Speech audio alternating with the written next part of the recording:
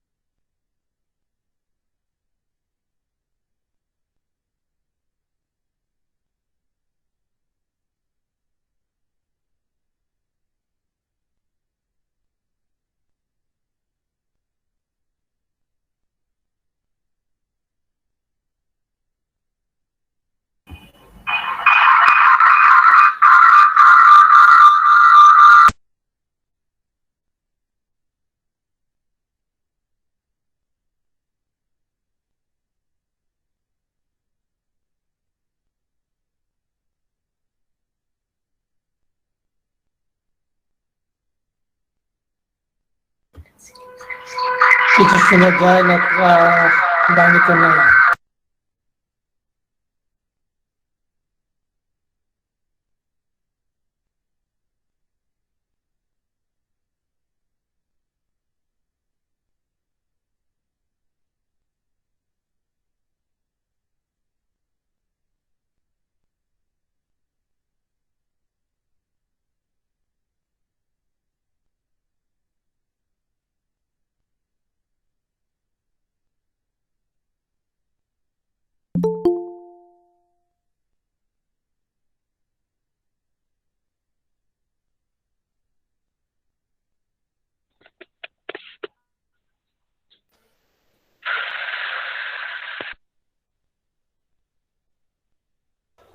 Hello মুক্তার, শুনতে পাচ্ছ?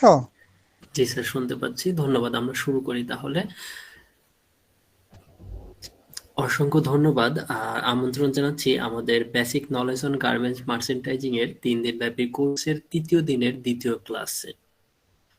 যারা অলরেডি যুক্ত হয়েছেন তাদের সবার প্রতি কৃতজ্ঞতা প্রকাশ করছি।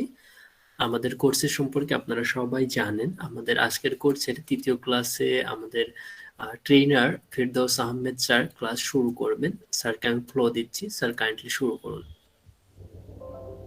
2 মিনিট। জি স্যার, অবশ্যই। আমি ততক্ষণে কিছু কথা বলি। যারা যুক্ত হয়েছেন তাদের সবাইকে আমি কিছুক্ষণের মধ্যেই ক্লাস চলাকালীন সময়ে চ্যাট বক্সে অ্যাটেন্ডেন্স ফর্মটা দিয়ে দিব। আপনারা কাইন্ডলি অ্যাটেন্ডেন্স ফর্মটা তখন ফিল আপ করে ফেলবেন। আর অনেকে কয়েকটা প্রশ্ন করেছে রেকর্ডেড ক্লাস দেওয়া হবে কিনা। হ্যাঁ, আমাদের প্রত্যেকটা ক্লাস রেকর্ড করা হচ্ছে। আমরা এটাকে একটু এডিট করে দেন আমরা চেষ্টা করতেছি একটা ইউটিউব চ্যানেলে আপলোড করব। আপলোড করে আপনাদের কাছে লিঙ্কটা করব। তাহলে সবাইকে আলাদা আলাদা করে দিতে হবে না, একটা লিঙ্ক থেকে আপনারা সবাই সেটা দেখতে পাবেন এবং সবার জন্য সেটা ভালো হবে। অর্থাৎ আপনাদেরকে রেকর্ডেড ক্লাসটা প্রোভাইড করতে আমরা সক্ষম হব ইনশাল্লাহ। আর আরেকটু কিছু কোশ্চেন এসেছে চ্যাট বক্সে, হোয়াটসঅ্যাপ গ্রুপে।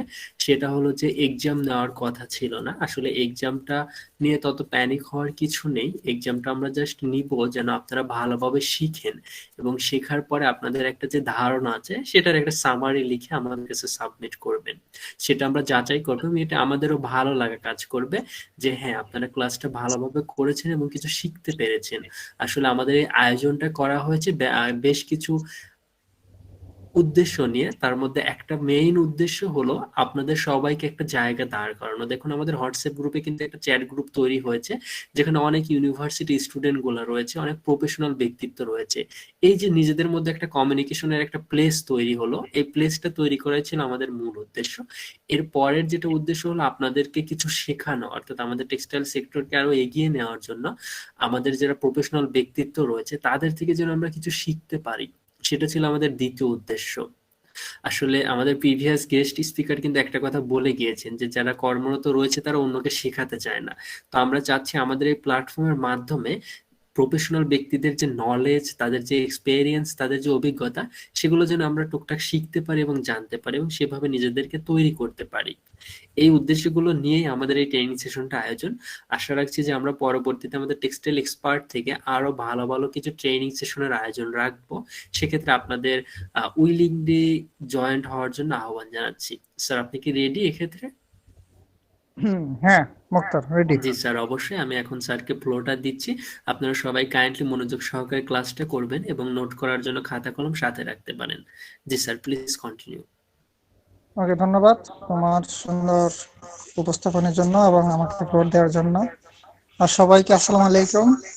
আমরা আমাদের সেশনের তৃতীয় দিন না, ঠিক দ্বিতীয় দিন বলা যেতে পারে। দ্বিতীয় দিনটা আমরা শুরু করতে যাচ্ছি এখন। গতকালকে আমরা সেকেন্ড সেশনের এসএনডি পর্যন্ত দেখছিলাম। আজকে আমরা দেখবো সিএম থেকে শুরু করব। আচ্ছা, ক্লাস কিন্তু একটা না 11টা পর্যন্ত চলবে, কোনো ব্রেক টেক হবে না। তো এইভাবে সবাই একটু প্রিপারেশন নিয়ে আমরা বসি, কেমন? আমার কথা শোনা যাচ্ছে? Okay, sir. Okay, sir. Everything is clear. Ji, sir, we can hear you. স্লাইডও তো শেয়ার হয়েছে। Ji, sir. ওকে, তো সিএম জিনিসটা কি? সিএম এর ফুল মিনিং হলো কস্ট অফ ম্যানুফ্যাকচারিং বা কস্ট অফ ম্যানুফ্যাকচারিং। আমরা গার্মেন্টসে যে প্রাইসটা করে থাকি এটা মেনলি ডজনে করে থাকি, অর্থাৎ 12 পিস গার্মেন্টস এর জন্য কত দাম নির্ধারণ হবে এটার উপরেই মেনলি সিএমটা নির্ধারণ করা হয়। অর্থাৎ 12 পিস গার্মেন্টস সিলানোর জন্য, সুইং করার জন্য একটা গার্মেন্টস যে চলবে, ওই গার্মেন্টস পার মিনিটের বা ওই গার্মেন্টস 12 পিস স্যাম্পল বানানোর জন্য কত টাকা কস্ট হবে, এটাই হলো সিএম বা কস্ট অফ ম্যানুফ্যাকচারিং বা কস্ট অফ মেকিং। এটা মেনলি 12 পিসে এটা করা হয়ে থাকে। এখন এই কস্ট অফ ম্যানুফ্যাকচারিং এর মধ্যে আপনার ফ্যাক্টরির যে কস্ট আছে, ফ্যাক্টরি কস্টের মধ্যে কি কি আছে? ফ্যাক্টরি স্টাফ বিল আছে, factory gas bill, factory electricity bill, everything included. অর্থাৎ ফ্যাক্টরি চললে যত টাকা খরচ হবে এটাই কস্ট অফ ম্যানুফ্যাকচারিং। এটা কিন্তু আমরা এসএমবি থেকে নির্ধারণ করতে পারি। আমি গতকালকে বলছিলাম যে আমরা যে আই ডিপার্টমেন্টকে একটা ট্যাগ প্যাকে ফরওয়ার্ড করি, ট্যাগ প্যাকটা ফরওয়ার্ড করার পরে তারা এখান থেকে আমাকে দেখে এসএমবি দেয়। সেই এসএমবি থেকে কিন্তু আমরা সিএমটা নির্ধারণ করে থাকি। তো সিএমটা কেন দরকার? সিএমটা দরকার এই জন্যই যে এই সিএমটা দিয়ে আমরা কিন্তু সিএমটা কিন্তু ফাইনালি আমরা যখন কস্ট শিটটা করি ওই কস্ট শিটে ওই সিএমটা ইনক্লুড করতে হবে। এবং এক একটা গার্মেন্টস এর সিএম কিন্তু এক এক রকম থাকে। সাপোজ ধরেন যে টি শার্টের সিএমটা কিন্তু কম থাকবে, কারণ সেক্ষেত্রে প্রসেস কম, সেক্ষেত্রে প্রসেস কম বলে কিন্তু এখানে কস্টিংটাও কম, এখানে অপারেটর কম লাগতেছে, সময় কম লাগতেছে, এভরিথিং কম লাগতেছে বলে সেখানে সিএমটা কম। আর যদি আপনি যদি হুডি বা সুইটশার্ট যদি সুইং করেন সেই ক্ষেত্রে সিএমটা বেশি, কারণ সেই ক্ষেত্রে অপারেশন বেশি, সেই ক্ষেত্রে আপনার অপারেটর বেশি, অর্থাৎ মানে ম্যান পাওয়ার বেশি, টাইম বেশি লাগতেছে। তো সবকিছুই কিন্তু বেশি লাগতেছে, সবকিছু বেশি লাগার কারণে ওইখানে কিন্তু সিএমটা বেশি হচ্ছে।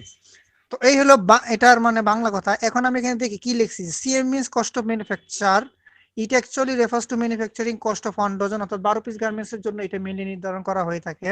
To calculate the manufacturing cost of 1 dozen garments for specific order we have to know the factor value. কি কি জিনিস আমাদের জানতে হবে সিএমটা বের করার জন্য? প্রথমে হলো মান্থলি এক্সপেন্স অফ ফ্যাক্টরি, অর্থাৎ একটা ফ্যাক্টরির পার মাসে কত টাকা তার খরচ, টোটাল কত টাকা খরচ, এই টোটাল কত টাকা খরচের মধ্যে ফ্যাক্টরি স্টাফের বেতন, ফ্যাক্টরি ইলেকট্রিসিটি বিল, ফ্যাক্টরির গ্যাস বিল, এভরিথিং ইনক্লুডেড। তারপর টোটাল রানিং মেশিন, কয়টা মেশিন চলতেছে, তারপরে machine quantity two execute the লে আউট অফ মেনশন অর্ডার, অর্থাৎ যে স্টাইলটা আপনার অর্ডার হবে ওই স্টাইলের অর্ডারের জন্য কয় পিস মেশিন আপনার সুইং লাইনে ইউজ হবে ওইটা। তারপর daily productivity of the order, অর্থাৎ কতক্ষণ কাজ করবেন, 8 ঘন্টা না 10 ঘন্টা কাজ করা হয় ওইটাও এখানে ক্যালকুলেশন করা হবে। তারপর ডলার কনভার্সন রেট কিন্তু আমরা জানি মানে প্রত্যেক মাসে বা কিছুদিন পর পরই কিন্তু চেঞ্জ হচ্ছে, তো এই ডলার কনভার্সন রেটটাও কিন্তু জানতে হবে। এখন দেখেন এখানে যে সূত্রটা আমরা দেখতে পাচ্ছি, সূত্রটা কি আসছে স্লাইডটা? স্যার দেখা যাচ্ছে না না স্যার দেখা যাচ্ছে না।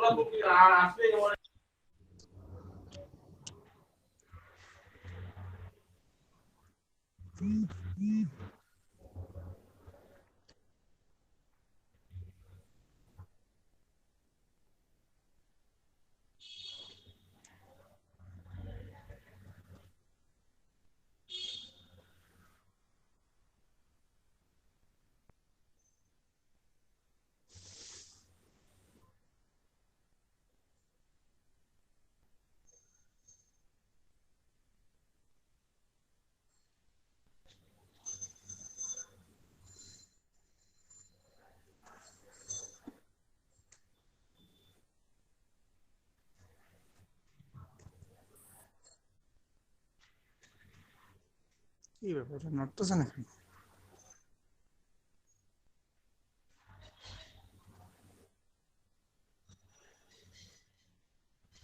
আপনারা কি স্ক্রিনটা দেখতে পাচ্ছেন? মানে ওই ক্যালকুলেশনের কোনো পেজ আসছে? না। না, আসেনি। আমরা সিএম এর এটা দেখতে পাচ্ছি স্যার স্লাইডটা। সিএমটা, আচ্ছা সিএমটা কি বুঝতে পারছেন? এটা বলেন তো সিএম জিনিসটা কি বা এটা কেন দরকার?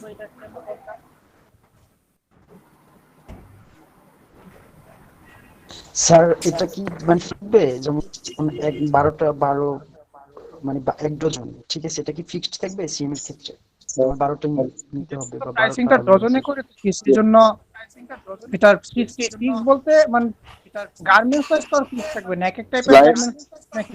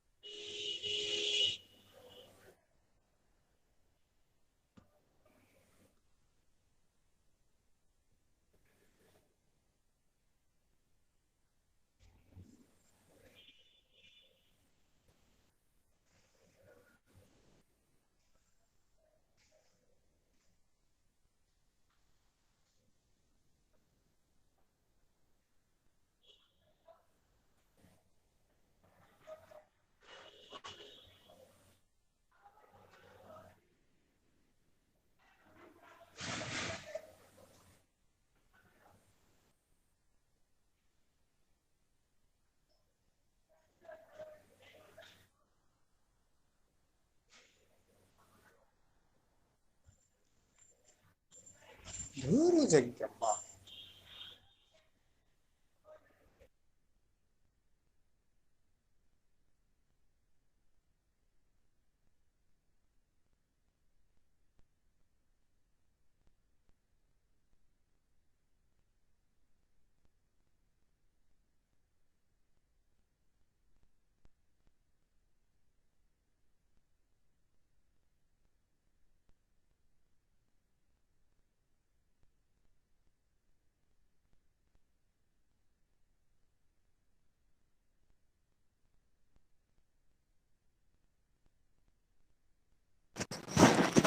কি ব্যাপার, ক্লাস কি হচ্ছে? না, শুরু হয় না, স্যারের মেবি টেকনিক্যালি প্রবলেম আছে, যার কারণে একটু দেরি হচ্ছে।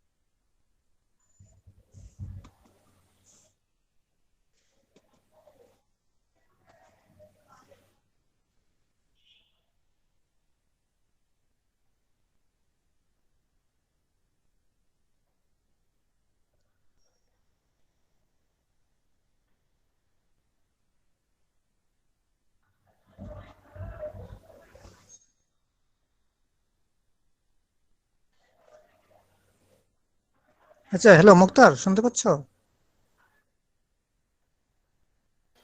হ্যাঁ স্যার, আমি শুনতে পাচ্ছি। সমস্যা মানে হয়েছে? স্ক্রিন শেয়ারটাতে কি সমস্যা হলো বুঝতেছি না, রিটার্ন তো হচ্ছে না। ফোন থেকে ট্রাই করুন। ফোন থেকে? জি, ফোন থেকে একবার ট্রাই করুন।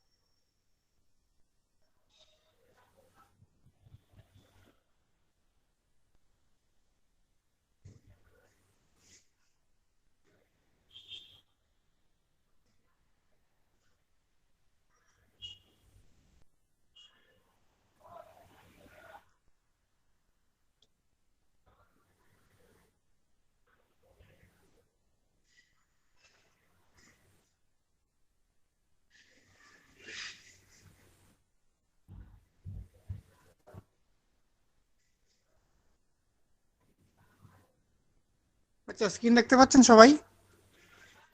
জি স্যার, স্ক্রিন দেখা যাচ্ছে। আপনি প্লেতে টাচ করে প্লে করলে সুন্দরভাবে কাজ হবে ইনশাল্লাহ।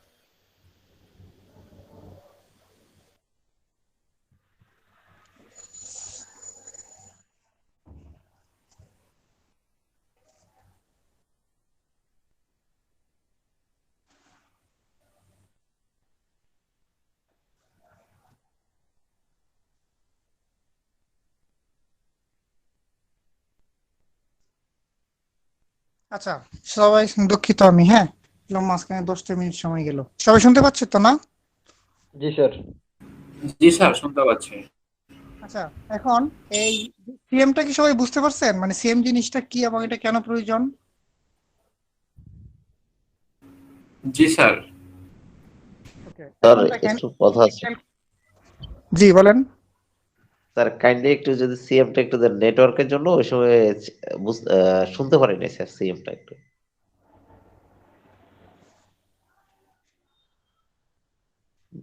সিএম হলো আপনার কস্ট অফ ম্যানুফ্যাকচারিং। হ্যাঁ, মানে আপনি যে 12 পিসের জন্য আমরা এটা গার্মেন্টস এ মেনলি কস্টিংটা করে থাকি, 12 পিস হিসাবে ধরে, মানে 1 ডজন ধরে।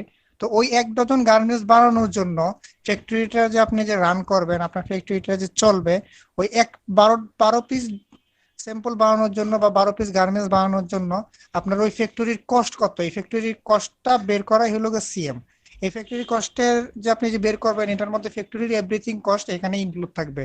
ফ্যাক্টরির ম্যান পাওয়ারের কস্ট, ফ্যাক্টরির স্টাফের বেতন, ফ্যাক্টরির ইলেকট্রিসিটি বিল, ফ্যাক্টরির গ্যাস বিল, এভরিথিং এখানে ইনক্লুড থাকে, এবং এটাই হলো CM, cost of manufacturing unit, cost of okay sir, manufacture. আচ্ছা, এখন এটা বুঝছি কিভাবে স্যার। আমরা কিভাবে বের করা হয়, আর এই সিএমটা যে আমরা নেওয়ার পরে এটা আমরা ফাইনালি কস্ট শিটে অ্যাড করি, হ্যাঁ, ওই গার্মেন্টস এর কস্ট শিটে অ্যাড করি ওই জন্য। এখন দেখেন এনজি ক্যালকুলেশনের যে এটা দেখতে পাচ্ছেন না সবাই, সূত্রটা তো দেখতে পাচ্ছেন না? দেখেন, জি হ্যাঁ, উপরে factory total expenditure per month, অর্থাৎ পার মাসে ফ্যাক্টরি খরচ কত, total number of machine required to complete an item, অর্থাৎ যে আইটেমটা আমরা সুইং করব, যে স্টাইলের অর্ডারটা আপনি রিসিভ করছেন, ওই স্টাইলটা আপনার কমপ্লিট করতে কয়টা মেশিন লাগবে, তারপর ওই ফ্যাক্টরিতে টোটাল কতটা মেশিন আছে, টোটাল ওয়ার্কিং ডে পার মান্থে কয়দিন আপনি ওই ফ্যাক্টরির কাজ হয়, আর total working hour per day, অর্থাৎ পার ডেতে কয় ঘন্টা কাজ হবে, এবং টার্গেটেড প্রোডাকশন পার আওয়ার। আর অর্থাৎ এই যে এসএমবি লোকজন, ও মানে আই লোকজন যে এসএমবি থেকে যে নির্ধারণ করে দিবে যে টার্গেটটা, তো পার আওয়ারে আমার 100 পিস বা 200 পিস প্রোডাকশন লাগবে, ওইটাই হলো টার্গেটেড প্রোডাকশন পার আওয়ার। তো এখানে দেখি ফ্যাক্টরি টোটাল এক্সপেন্ডিচার, অর্থাৎ ফ্যাক্টরি টোটাল খরচ পার মান্থে যদি 30 লক্ষ হয়, 30 লক্ষ টাকা হয়, আর যে স্টাইলটা আপনি রিসিভ করছেন, যে স্টাইলের অর্ডারটা আপনি পাইছেন, ওই স্টাইলের অর্ডারটার জন্য যদি 25 পিস মেশিন লাগে, আর ওই ফ্যাক্টরিতে যদি আপনার ফ্যাক্টরিতে টোটাল মেশিন আছে সাপোজ 100 পিস, 100টা মেশিন আছে। আর total working day per month চাই একটা মাসে 4টা শুক্রবার বাদ দিলে 26 দিন ওয়ার্কিং ডে থাকে। আর টোটাল ওয়ার্কিং আওয়ার পার ডেতে যদি আপনি 8 ঘন্টা করে কাজ করেন আর টার্গেটেড প্রোডাকশন আওয়ার অর্থাৎ পার আওয়ারে আপনার প্রোডাকশন টার্গেট দিয়েছেন 180 পিস, এই এগুলো বসানোর পরে ক্যালকুলেশন করে আসছে 20.03 টাকা পার পিস। এটাকে ডজনে কনভার্ট করবেন, ডজনে কনভার্ট করে আসলে 240 টাকা। 240 টাকাকে ডলারে জাস্ট কনভার্ট করা হয়েছে, কারণ যেহেতু বাইরের কাছে আমরা বাইরের কাছে তো আমরা কস্টিংটা যে সাবমিট করি এটা ডলারে সাবমিট করি, এটা তো আর বাংলা টাকায় তো সাবমিট করি না। এই জন্য এখানে 3.08 পার ডজন, অর্থাৎ এই 3.08 পার ডজন হলো আপনার ওই স্টাইলের সিএম, অর্থাৎ 12 পিস গার্মেন্টস সুইং করার জন্য ফ্যাক্টরিটা যে রান করবেন, ওই ফ্যাক্টরিতে রান করলে প্রত্যেক 12 পিসের গার্মেন্টস এর জন্য আপনার $3.08 লাগবে। এবং এই 3.08টাই আমাদের ওই ফাইনাল যে কস্টিং শিটটা আছে, ওই ফাইনাল কস্ট শিটে কিন্তু এই 3.08টাই অ্যাড হবে। বুঝতে পারছি সবাই? সিএমটা কিন্তু অনেক ইম্পর্টেন্ট একটা জিনিস, এবং এটা style wise garments wise very করে, কিন্তু এটা মাস্ট কস্ট শিটের জন্য লাগবে। ক্লিয়ার সবাই? Yes sir. জি স্যার। এখন আসি এসএমবি টু সিএম। আমি যদি এসএমবি জানি তাহলে এসএমবি থেকে সিএম কিভাবে নির্ণয় করা হয় এটা এখানে দেখি। জাস্ট মানে ম্যাথমেটিক, জাস্ট এটা একটা ম্যাথ, আর কিছুই না। ম্যাথটা দেখেন, cost per minute is equal costing for the total month divided by actual minute work in the month, অর্থাৎ ওই মান্থে কত মিনিট ওয়ার্ক ওই ফ্যাক্টরি করছে এটা। আর costing for the total month, অর্থাৎ ওই মাসের টোটাল খরচ, ফ্যাক্টরির টোটাল খরচ। এটার মধ্যে কনসিডার করতে হবে যে ফ্যাক্টরির টোটাল খরচের মধ্যে কনসিডার করতে হবে অপারেটরের minute not included lunch or other break. Lunch অথবা আদার ব্রেক এখানে ক্যালকুলেশন করা যাবে না। আর অপারেটর মিনিট কত? অপারেটর মিনিটটা কিভাবে বের করা হয়? নাম্বার অফ অপারেটর, অর্থাৎ কয়জন অপারেটর কাজ করছে, আর ওয়ার্কিং আওয়ার পার ডে, আর হলো ওয়ার্কিং ডে কয়দিন কাজ করছে, এগুলো ইনটু করতে হবে। তো অপারেটর মিনিট এখানে বের করা হয়েছে 1000 ইনটু 10 ইনটু 26, ইহার নাম্বার অফ অপারেটর 1000 ধরা হয়েছে। এভাবে ক্যালকুলেশন করে আইছে কত? 15,60,000 মিনিট। তো ওয়ার্কিং ডে এখানে 26 দিন ধরা হয়েছে। So cost per minute is equal 5 লক্ষ। এটা আপনারা আগে থেকে ধরেন যে আমাদের gas, office staff, electricity bill ওই ফ্যাক্টরির জন্য এত ছিল, এটা আপনি জানছেন। আর এই যে 15,60,000 এটা অপারেটর মিনিট, এটা আপনি একটু আগে বের করছেন। এটা ডিভাইড করা হয়েছে কত আসছে? 0.036 পার মিনিট। সো সিএম কত? এটা হলো আপনার কস্ট পার মিনিট, অর্থাৎ একটা ফ্যাক্টরি যদি 1 মিনিট যদি চলে তো পার মিনিটের কস্ট হলো 0.036 পার মিনিটে ওই ফ্যাক্টরি খরচ হলো $0.036। তো সিএম কত? Swing operation time 10 minute. এই 10 মিনিটটাই হলো এসএমবি, যেটা আপনি অলরেডি আপনার আই টিম থেকে নিছেন। এটা আপনি সাপোজ জানেন যে আমার ওই গার্মেন্টস এর জন্য এসএমবি হলো 10। তো যেহেতু এসএমবিটা 10 জানেন, তাহলে এটা সিএম এখন আপনি কেমনে বের করবেন? So CM is equal 10 minute into cost per minute. Cost per minute কত? এই যে 0.03, যেটা একটু আগে আমরা ক্যালকুলেশন করে বের করছি। তো 10 ইনটু 0.03 ইকুয়াল 0.36, এটাকে ডজনে কনভার্ট করা হয়েছে, আসছে কত? 4.32। তো এইভাবে আমরা এসএমবি জানা থাকলে এসএমবি থেকে সিএম বের করতে পারবো। তো সেই ক্ষেত্রে আমাদের কি কি লাগবে? অপারেটরের মিনিট জানা থাকতে হবে, ফ্যাক্টরি টোটাল কস্ট জানা থাকতে হবে। এগুলো জানা থাকলে আমরা এটা বের করতে পারবো। তো এখন কত হলো যেগুলো আমরা কোত্থেকে জানবো? ফ্যাক্টরি কস্ট বা এই সবের জন্য আলাদা যে আমাদের যে ডিপার্টমেন্ট আছে, ওই ডিপার্টমেন্ট গুলো থেকেই কিন্তু এই যে এইচআর ডিপার্টমেন্ট বলেন, এডমিন বলেন, ওদের কাছ থেকে কিন্তু আমরা মেইনলি জানিয়ে থাকি যে কত কষ্ট হতে পারে। এবং এটা ধরুন যে একবার জানলেই মেইনলি দেখা যায় যে প্রায় বছর খানেক চলে যায়, 1 বছর বা 6-7 মাসের মধ্যে তেমন একটা চেঞ্জ হয় না। কেমন? তো এভাবে আমরা সিএমটা নির্ণয় করে থাকি। এবং এই ফাইনালি এই যে 4.32 যে পার ডজনে যে বের হয়েছে, এটা আমরা কস্টশিটে অ্যাড করে বাইরকে সাবমিট করি। Clear? Clear sir? Yes sir. Okay, এটা কিন্তু লাগবে এই একেবারে সিএমটা প্রত্যেকটা প্রাইসিং এর জন্য সিএম লাগবে। ওকে, এখন আমি আরেকটা টপিক, এটা হলো বম মানে বিল অফ মেটেরিয়াল। এই যে আমরা টেকপ্যাক যখন দেখাইছিলাম তখন আমি টেকপ্যাকের কিন্তু একটা টার্ম ছিল ওইখানে যে বিল অফ মেটেরিয়াল করতে হবে বা করতে হয়। ওই বিল অফ মেটেরিয়ালটা মেইনলি করতে হবে after confirming the order sheet, after confirming the PO sheet. কারণ আপনি কিন্তু স্টাইল 50টা 60টা রিসিভ করবেন, সবগুলো তো অর্ডার হবে না। তো যে স্টাইলগুলোর অর্ডার হবে শুধু ওই স্টাইলগুলোরই বিল অফ মেটেরিয়ালটা করতে হয়। কারণ বিল অফ মেটেরিয়ালটা কেন করতে হবে? একটা স্টাইলে কিন্তু আপনার ফেব্রিক তো আছেই, ফেব্রিকের কথা বাদই দিলাম, ফেব্রিকের পাশাপাশি যে ট্রিম অ্যাক্সেসরিজ গুলো আছে, suppose button, zipper, eyelet, ড্রস্টিং, elastic, এগুলোর পাশাপাশি যে ফিনিশিং অ্যাক্সেসরিজ গুলো আছে যেমন পলি, cartoon, হ্যাংটেক, care level, main level, size level, এই সবগুলা আপনি একটা ইনলিস্টেড করা কনজাম্পশন সহ কোয়ান্টিটি সহ ইনলিস্টেড করবেন। এটা কেন করা হয়? এটা এই জন্যই করা হয় যে আপনি যখন প্রোডাকশনের জন্য বুকিং দিবেন তখন কোনো একটা আইটেম যেন বাদ না পড়ে, কারণ কোনো একটা আইটেম যদি বাদ পড়ে আর যখন এটা সুইং ফ্লোরে যাবে আর যখন দেখবে যে এই আইটেমটা নাই, আপনি বুকিং এই দেন নাই বা মার্চেন্ডাইজারের ইন থেকে এটা কাজই করা হয় নাই, তাহলে কিন্তু তখন মানে মহাবিপদ। সো এই ভুলটা যেন না হয় এবং এই মিসটা যেন না হয়, এই জন্য এই বিল অফ ম্যাটেরিয়ালটা করা হয়। পাশাপাশি বিল অফ ম্যাটেরিয়াল করার একটা উদ্দেশ্য হলো এটা ম্যানেজমেন্ট কিন্তু দেখে যে আমার একটা অর্ডারের জন্য টোটাল কত টাকা খরচ হচ্ছে, অর্থাৎ ফ্যাক্টরি কত টাকা খরচ হচ্ছে এটা চেক করার জন্য কিন্তু বিল অফ ম্যাটেরিয়ালটা লাগে। সাপোজ 1000 পিসের একটা অর্ডার শিট, এখানে ফেব্রিক কনজাম্পশন কত, তারপর ট্রিম অ্যাক্সেসরিজ এর কনজাম্পশন কত, এগুলোর প্রাইস কি রকম, এগুলো সব হিসাব করার জন্যই কিন্তু এই বিল অফ ম্যাটেরিয়ালটা করা হয়ে থাকে। এবং পাশাপাশি যেটা বললাম যে বুকিং এ যেন কোনো আইটেম যেন বাদ না যায়, এটা ইনশিওর করার জন্য এই বিল অফ ম্যাটেরিয়ালটা করা হয়ে থাকে। বুঝতে পারছি বিল অফ ম্যাটেরিয়ালটা কেন করা হয়?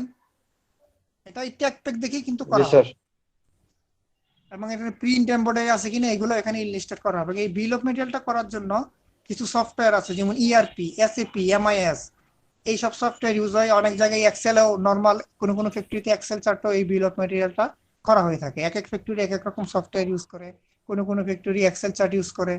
হ্যাঁ, কিন্তু বিল অফ ম্যাটেরিয়ালটা মাস্ট লাগবেই।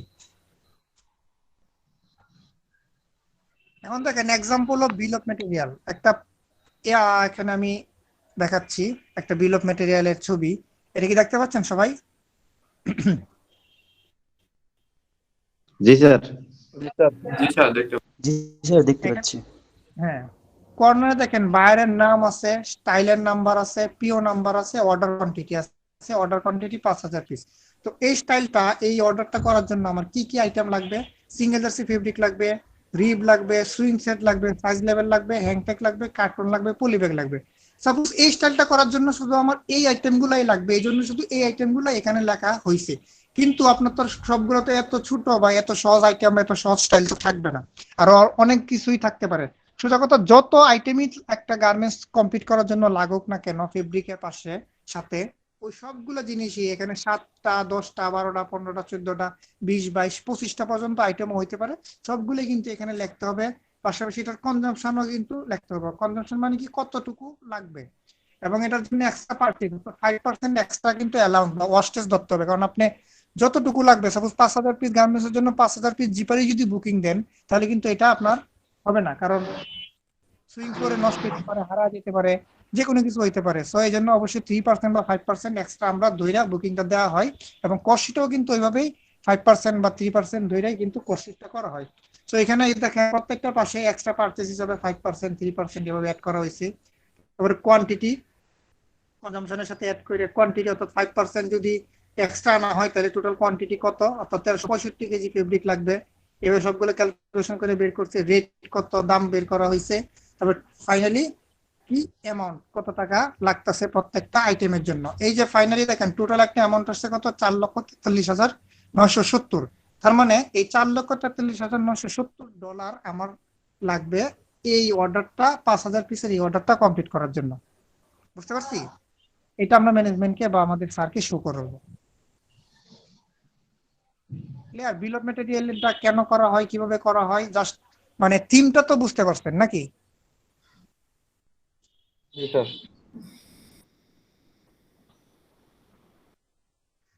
ওকে, এখন আমরা আসি একটা প্রবলেম নিয়ে, ডাইং এর একটা প্রবলেম, যেটার নাম হলো রানিং শেড। এটা মার্চেন্ডাইজিং এ জয়েন করার পরে মানে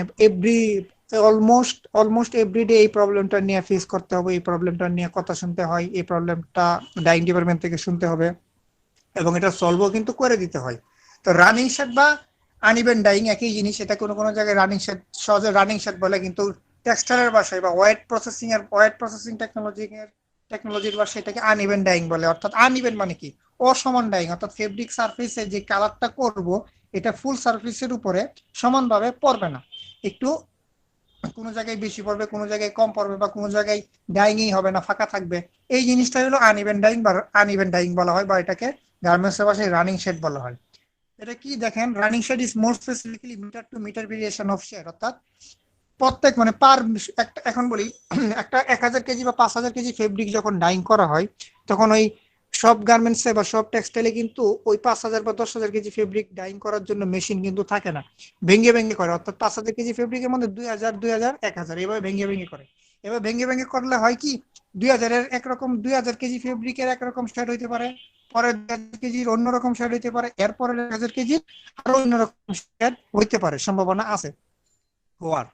তো এইটা যে হয় এটাই হলো আপনার রানিং শেড, অর্থাৎ এক একটার এক এক রকম শেড আসছে।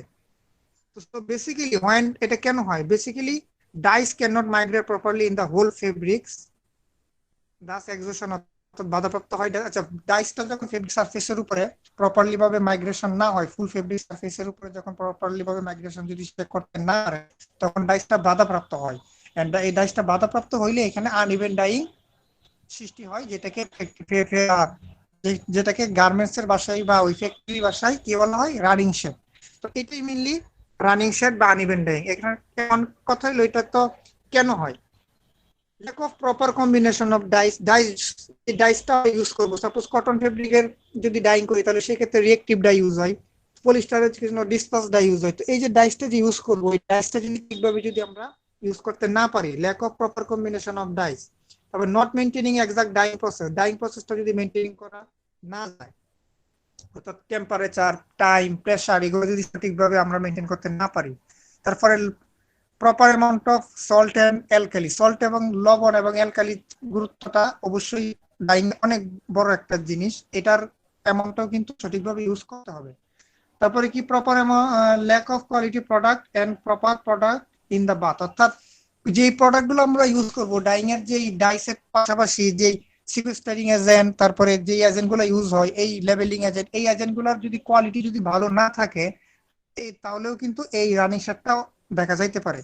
তারপরে alkali dosing, proper pre treatment. এখন কথা হলো কোন একটা ফেব্রিক নিটিং হওয়ার পরই কিন্তু আমরা ডাইং এ দিই না, এর আগে যেই প্রসেস গুলো আছে, এই যে সিনজিং, ডিসাইজিং, স্কাউরিং, ব্লিচিং করা, এই স্টেপ গুলো কিন্তু আমাদের সঠিকভাবে করে আসতে হবে। Not selecting good levelling agent যদি ভালো না হয়, আর হলো lack awareness of water quality. Water কিন্তু পানি কিন্তু মানে ডাইং এ অনেক অনেক বেশি লাগে ডাইং করার জন্য, তো সেক্ষেত্রে পানির কোয়ালিটিটাও কিন্তু ভালো হইতে হবে। যেমন কথা হলো এগুলার প্রতিকার কি, এগুলো আমরা কিভাবে রোধ করতে পারি? জাস্ট যে কজ গুলো আছে, যে কারণগুলো আছে, এগুলোর ভাইস ভার্সা, অর্থাৎ ভালো সল্ট অ্যালকালি ইউজ করতে হবে, তারপরে প্রি ট্রিটমেন্টটা ভালো হইতে হবে, ওয়াটারের কোয়ালিটি ভালো হইতে হবে, লেভেলিং এজেন্ট ভালো হইতে হবে, তারপরে অ্যালকালিটা ভালো হইতে হবে, কোয়ালিটিফুল প্রোডাক্ট ইউজ করতে হবে। বা এই সবগুলো যদি ঠিক হয় তাহলে এই রানিং শেডটা দূর হবে। আর এই রানিং শেডটা কিন্তু গার্মেন্টস এর খুবই কমন একটা প্রবলেম, কারণ বাল্কের ফেব্রিক যখন ডাইং হয় 8,000, 10,000, 15-20,000 কেজি, তখন কিন্তু এই রানিং শেডটা দেখা যায়, মানে এটা মিটার টু মিটার, বা সাপোজ আপনি একসাথে 5,000 কেজি ফেব্রিক ডাইং করছেন, বা আবার আরেক জায়গায় 2,000 কেজি ফেব্রিক ডাইং করছেন, 5,000 সাথে 2,000 এর শেড ভেরিয়েশন হয়। তখন আমরা কি করি, আমরা বায়ারকে অফার করি যে কমার্শিয়ালি অ্যাপ্রুভালের জন্য যেটা 19-20 আছে তুমি অ্যাপ্রুভালটা দিয়ে দাও, কিংবা কান্ট্রি ওয়াইজ শিপমেন্টের জন্য অফার করি। কারণ আর যদি একেবারে যদি বায়ার অ্যাপ্রুভ নাই করে, তাহলে আবার পুনরায় বায়ারের কাছ থেকে টাইম নিয়ে নিটিং ডাইং করে শিপমেন্টটা করতে হয়। বুঝতে পারছি রানিং শেডটা? আচ্ছা, এখানে একটা ছবি দেখতে পাচ্ছেন সবাই? হ্যাঁ, সেটা একটা ছবি আছে। এখানে দেখেন 1 2 3 4 5 একটার সাথেই কিন্তু শেডিং আছে। 5 নাম্বারটা হলো আমাদের সাপোজ মেইন শেড, এরপর দেখেন 4 নাম্বারটা দেখেন, 3 নাম্বার ছবিটা, 2 নাম্বার, 1 নাম্বার একেবারে অনেক দূরে, এটা চলবেই না। তো 5 4 3 2, 5 4 3 মোটামুটি চালানোর মতো, 2টা আবার অনেক দূরে 5 নাম্বার থেকে, 1 নাম্বার অনেক দূরে, তো 2 আর 1 কিন্তু চলবে। তো এটাই কিন্তু রানিং শেড। এই 5 টাইপের ফেব্রিক বা 5টা লট বা 5টা ব্যাচ 5 বারে ডাইং করা হয়েছে বলেই এরকম বিভিন্ন রকমের শেড আসছে। এবং এইটার কারণ কি, যে কারণগুলো টিকটকে দেখাইলাম, হয়তো এক একবার ডাইং এর সময় এক এক রকম প্রবলেম অপারেটররা করছে, ডাইং ইউনিট থেকে করা হয়েছে বললেই এই অবস্থা। এই রকম রানিং এরকম থাকে আর কি, যে কোনো কালারের ক্ষেত্রেই হইতে পারে। ক্লিয়ার? রানিং শেডটা এটা খুব কমন একটা প্রবলেম, তো এই জন্য এটাই শুধু আলোচনা করলাম। নেক্সট স্লাইডে যাব। জি স্যার। ওকে, ধন্যবাদ। এখন আমরা আরেকটা জিনিস দেখবো, ট্রিমস এবং অ্যাকসেসরিজ। এই যে এতক্ষণ যে ট্রিম অ্যাকসেসরিজ যে বলতেছি, ট্রিম অ্যাকসেসরিজ জিনিসটা কি এবং ট্রিমিং কোনগুলো, অ্যাকসেসরিজ কোনগুলো? আচ্ছা, কেউ কি ট্রিম আর অ্যাকসেসরিজের মধ্যে মেইন ডিফারেন্সটা কি বলতে পারবেন? ট্রিম আর অ্যাকসেসরিজের মধ্যে মেইন ডিফারেন্সটা? জি স্যার, স্যার যেগুলো সরাসরি ফেব্রিকের সাথে ইনভলভ থাকে এগুলো ট্রিমিংস, আর যেগুলো স্যার প্যাকিং এর জন্য বা সৌন্দর্যের জন্য ইয়া করা হয় এগুলো হলো অ্যাক্সেসরিজ স্যার।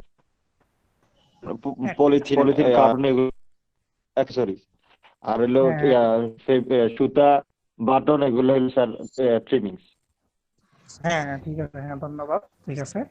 আরেকটু সহজ ভাষায় বলি, অর্থাৎ একটা গার্মেন্টস, একটা শার্ট যখন আমরা পরি, একটা টি শার্ট যখন আমরা পরি, ওই টি শার্টটি ফেব্রিকের সাথে, ফেব্রিক বাদে অন্য যেগুলো জিনিস গায়ে পরার পরও অ্যাটাচ থাকবে ওইগুলো হলো ট্রিমিংস। এটা বাটন হতে পারে, আপনার তো বাটন তো আর খুলে ফেলে দিব না, বাটন, জিপার, ইলাস্টিক, এগুলো হলো আমাদের ট্রিমিংস। আর অ্যাক্সেসরিজ কোনগুলা, সাপোজ পলি, কার্টুন, হ্যাংট্যাগ, তারপরে ট্যাগ পিন, আলপিন, এগুলো কিন্তু এই যে বাজার থেকে যখন আমরা শার্ট টাট কিনি ওইগুলো কিন্তু এটার সাথে থাকে। তো পলি কার্টুন তো আমরা গায়ের তো আর পরি না, হ্যাংট্যাগ বা ট্যাগ পিন ওইগুলো গায়ে থাকে না, তো ওইগুলো হলো অ্যাক্সেসরিজ। এগুলো ট্রিম আর অ্যাক্সেসরিজের মধ্যে একটা বেসিক ডিফারেন্স, এটা কিন্তু অনেক বাইবাতেও কিন্তু জিজ্ঞেস করে, বিশেষ করে ফ্রেশারদের। বিউটি পার্লারের মতন? জি না স্যার। এবং এটাও বলে যে 4-5টা ট্রিমিংস নাম বলো, 5টা অ্যাক্সেসরিজ এর নাম বলো। তো এগুলো দেখেন, এখানে কিছু ট্রিমার অ্যাক্সেসরিজ এর ছবি না, ঠিক জাস্ট নাম আমি এখানে দিছি। তো কমনলি ইউজ কিছু ট্রিমস এর মধ্যে কি আছে, বাটন, লেবেল কিন্তু যে কোনো প্রকার লেবেলই কিন্তু ট্রিমস, কারণ এটা কিন্তু এই গার্মেন্টস এর সাথে অ্যাটাচ থাকে। বিল level, care level, size level, এগুলা। তারপরে zipper, elastic, eyelet, hook, swing thread, interlining, lining, এগুলো কিন্তু সব ট্রিমিংস। আর অ্যাক্সেসরিজ এর মধ্যে কি কি আছে, hanger, polybag, safety pin, neck board, arrow sticker, backboard, barcode sticker, both side tape, carton sticker, যেগুলো আমরা যে স্টিকার গুলা বলেন বা প্রাইস ট্যাগ বলেন, এগুলো কিন্তু আমরা গার্মেন্টস থেকে খুলে ফেলে দিই পরিধান করার সময়। তো এই জন্য এগুলো হলো অ্যাক্সেসরিজ, এগুলো ট্রিম আর অ্যাক্সেসরিজ। এগুলো আমরা বুকিং দিতে হয়, কোন গার্মেন্টসে কি আছে যে ট্যাগ ট্যাগ দেখে এগুলো আমাদের বুকিং দিতে হয়, এগুলো ইনহাউস করতে হয় শিপমেন্টের জন্য। কিন্তু এই সব কিছুই কিন্তু মার্চেন্ডাইজারদের এগুলো ফলো আপ করতে হয়, এগুলো বুকিং দিয়ে কিন্তু আনতে হয়। বুঝতে পারছি ট্রিম আর অ্যাক্সেসরিজ? জি স্যার। আচ্ছা, এখন আসি faults of fabric during knitting, অর্থাৎ নিটিং এর সময় কি কি টাইপের ফলস আসতে পারে। অর্থাৎ একটা ফেব্রিক যখন আমরা নিটিং করি, নিটিং ডিপার্টমেন্ট যখন নিটিং করবে তখন এখানে কি কি ফল্ট আসতে পারে। এখন কত হলো, এখানে আমি শুধুমাত্র ফল্টের নামগুলো দিছি। এখানে আমি ফেব্রিক নিটিং ফল দিছি, ডাইং ফল দিছি এবং সুইং ফল দিছি। ফল্টের নামগুলো দিছি, এটা কেন দিছি, এটা এই জন্যই দিছি যে আপনার যদি মার্চেন্ডাইজিং প্রফেশনে আসেন কিংবা টেক্সটাইলের যে ডিপার্টমেন্টে জব করেন না কেন, এজ এ টেক্সটাইল প্রফেশনাল হিসাবে কিন্তু এই টার্মগুলো কিন্তু আপনাদের জানা অবশ্যই জরুরি। এবং এইগুলো সম্পর্কে বেসিক একটা আইডিয়া আপনারা কিন্তু আপনারা যা এখানে অলমোস্ট অনেকই স্টুডেন্ট, তারা কিন্তু এগুলো আপনার একটু নিচ থেকে একটু পড়ে নেবেন। আমি এখানে জাস্ট একটা নিয়ে একটু আলোচনা করছি, এটা হলো রানিং শার্ট বা আনইভেন ডাইং। এটা খুব কমন একটা প্রবলেম, আর এই প্রবলেমগুলোও কিন্তু ঘটে, একটু কম ঘটে। তো এগুলো নিয়ে আমি এতটা বিস্তারিত আলোচনা করব না, কারণ এটা আবার পুরোপুরি মার্চেন্ডাইজিং এর পার্ট না। প্রত্যেকটা ডিপার্টমেন্টে কিন্তু কোয়ালিটি ডিপার্টমেন্ট আছে, নিটিং এর কোয়ালিটি টিম আছে, ডাইং এর কোয়ালিটি টিম আছে, সুইং এর কোয়ালিটি টিম আছে, প্রোডাকশনের কোয়ালিটি টিম আছে। তারা কিন্তু প্রত্যেকটা প্রত্যেকটা স্টেজেই কিন্তু চেক করে ফেব্রিকটা পাঠায়। তারপরে গার্মেন্টস এর ক্ষেত্রেও কিন্তু স্টেজ চেক করেই কিন্তু গার্মেন্টসটা ফাইনালি শিপমেন্টের জন্য অ্যাপ্রুভাল করা হয়। কিন্তু এজ এ মার্চেন্ডাইজার হিসেবে আপনি যেহেতু সবকিছুতেই আপনার এখানে বিচরণ থাকবে একটা টেক্সটাইলে, তো এই জন্য আপনার সবকিছু সম্পর্কে জানতে হবে। এখানে আমি জাস্ট ফল্টের নামগুলো দিচ্ছি, আপনার এগুলোর কারণ এবং কিভাবে রুট করা যায় এটা নিজেরা একটু স্টাডি করে জেনে রাখবেন। এতে আপনাদের কি হবে, জব লাইফে আপনারা এটা নিয়ে ফেস যখন করবেন তখন কথা বলতে পারবেন, তখন বুঝবে যে না সেলটা জানে। এই জন্য এখানে জাস্ট এর নামগুলো আমি দিয়েছি।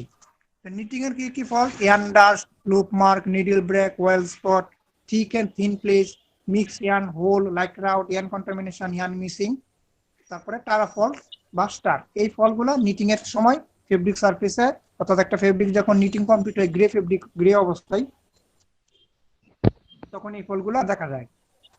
স্যার আপাতত তারা ফল্ট একটু বুঝিয়ে দেন। তারা ফল্ট এর লোকে ফেব্রিক সারফেসে ছোট ছোট মানে স্টারের মতো দেখা যায়, এটাই যে গার্মেন্টস এর ভাষায় তারা ফল বলে, মানে ওরা সংক্ষেপে তারা ফল বলে। এই আর কি, জাস্ট চুপ চুপ চুপ চুপ, মানে জাস্ট আকাশের তারার মতোই সারফেসের উপরে চুপ এরকম দাগ পড়ে। ইয়ান কন্টামিনেশন এই ফলটা কি স্যার? কন্টামিনেশন মানে দূষিত, অর্থাৎ আপনি যদি দূষিত মানে কোনো খারাপ ইয়ান যদি ইউজ করেন তাহলে সেই ক্ষেত্রে কিন্তু ফেব্রিক নিটিংটা কিন্তু ভালো হয় না। এটাই।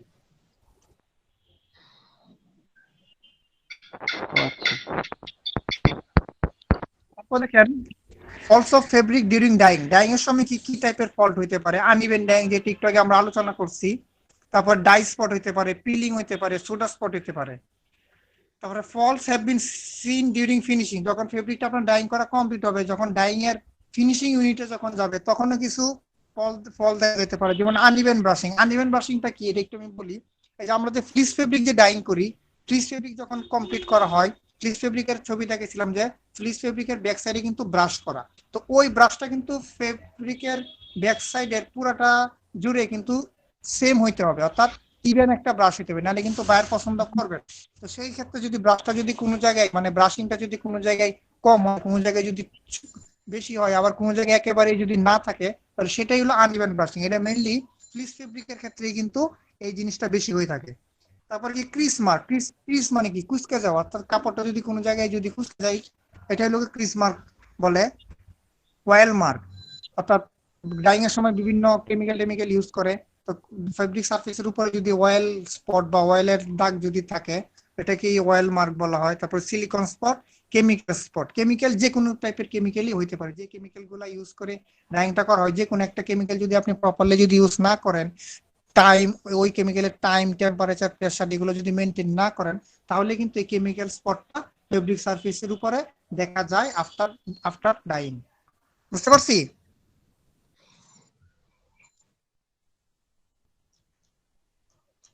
হ্যালো, সবাই কি শুনতে পাচ্ছেন? জি স্যার। হ্যাঁ হ্যাঁ জি স্যার।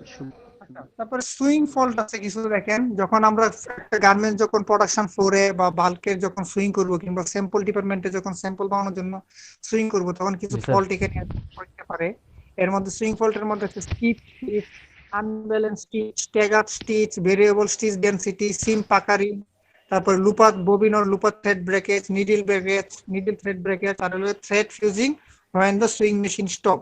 যখন সুইং মেশিন যখন বন্ধ হয়ে যায়, অর্থাৎ সাপোজ কাজ সুইং মেশিনটা আপনি বন্ধ করে দিয়েছেন, তখন থ্রেড ফিউজিং হয়ে যেতে পারে।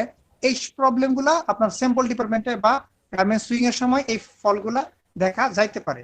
এইগুলো হলো সুইং ফল। তো এই সবগুলো ফল্ট আপনারা একটু নিজেরা স্টাডি করে নেবেন, কেন হয়, কিভাবে রোধ করা যায়, তাহলে নিজেদের সেলফ ডেভেলপমেন্টটা হবে। একটা প্রশ্ন ছিল। বলেন। ড্রপ স্টিচ, মিস স্টিচ আর স্কিপ স্টিচ, এই তিনটা স্টিচ একটু বুঝিয়ে দিলে ভালো হতো।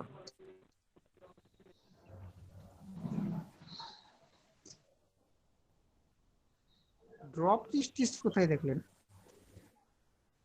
শুনেন, এটা তো নাম শুনেই তো বলেছে স্কিপ স্টিচ, মানে আপনি একটা শুনেন স্কিপ স্টিচ। সাপোজ আপনি একটা গার্মেন্টস একটা লাইন বরাবর সুইং করতেছেন, লাইন বরাবর বলতে সাপোজ হেমেই সুইং করতেছেন। হ্যাঁ, হেমে যে সুইং করতেছেন, হেমটা কি পুরা মানে টপ ফ্রন্ট এবং ব্যাক পুরোটা রাউন্ড আকারে থাকে। হ্যাঁ, তো এই পুরোটা রাউন্ড আকারে কিন্তু আপনার হেমটা সুইং করতে হবে। তো আপনি সুইং করতেছেন কোনো জায়গায় আপনি স্টিচটা হলো না, অর্থাৎ স্টিচটা স্কিপড হয়ে গেল, এই তো এটাই হলো স্কিপ স্টিচ।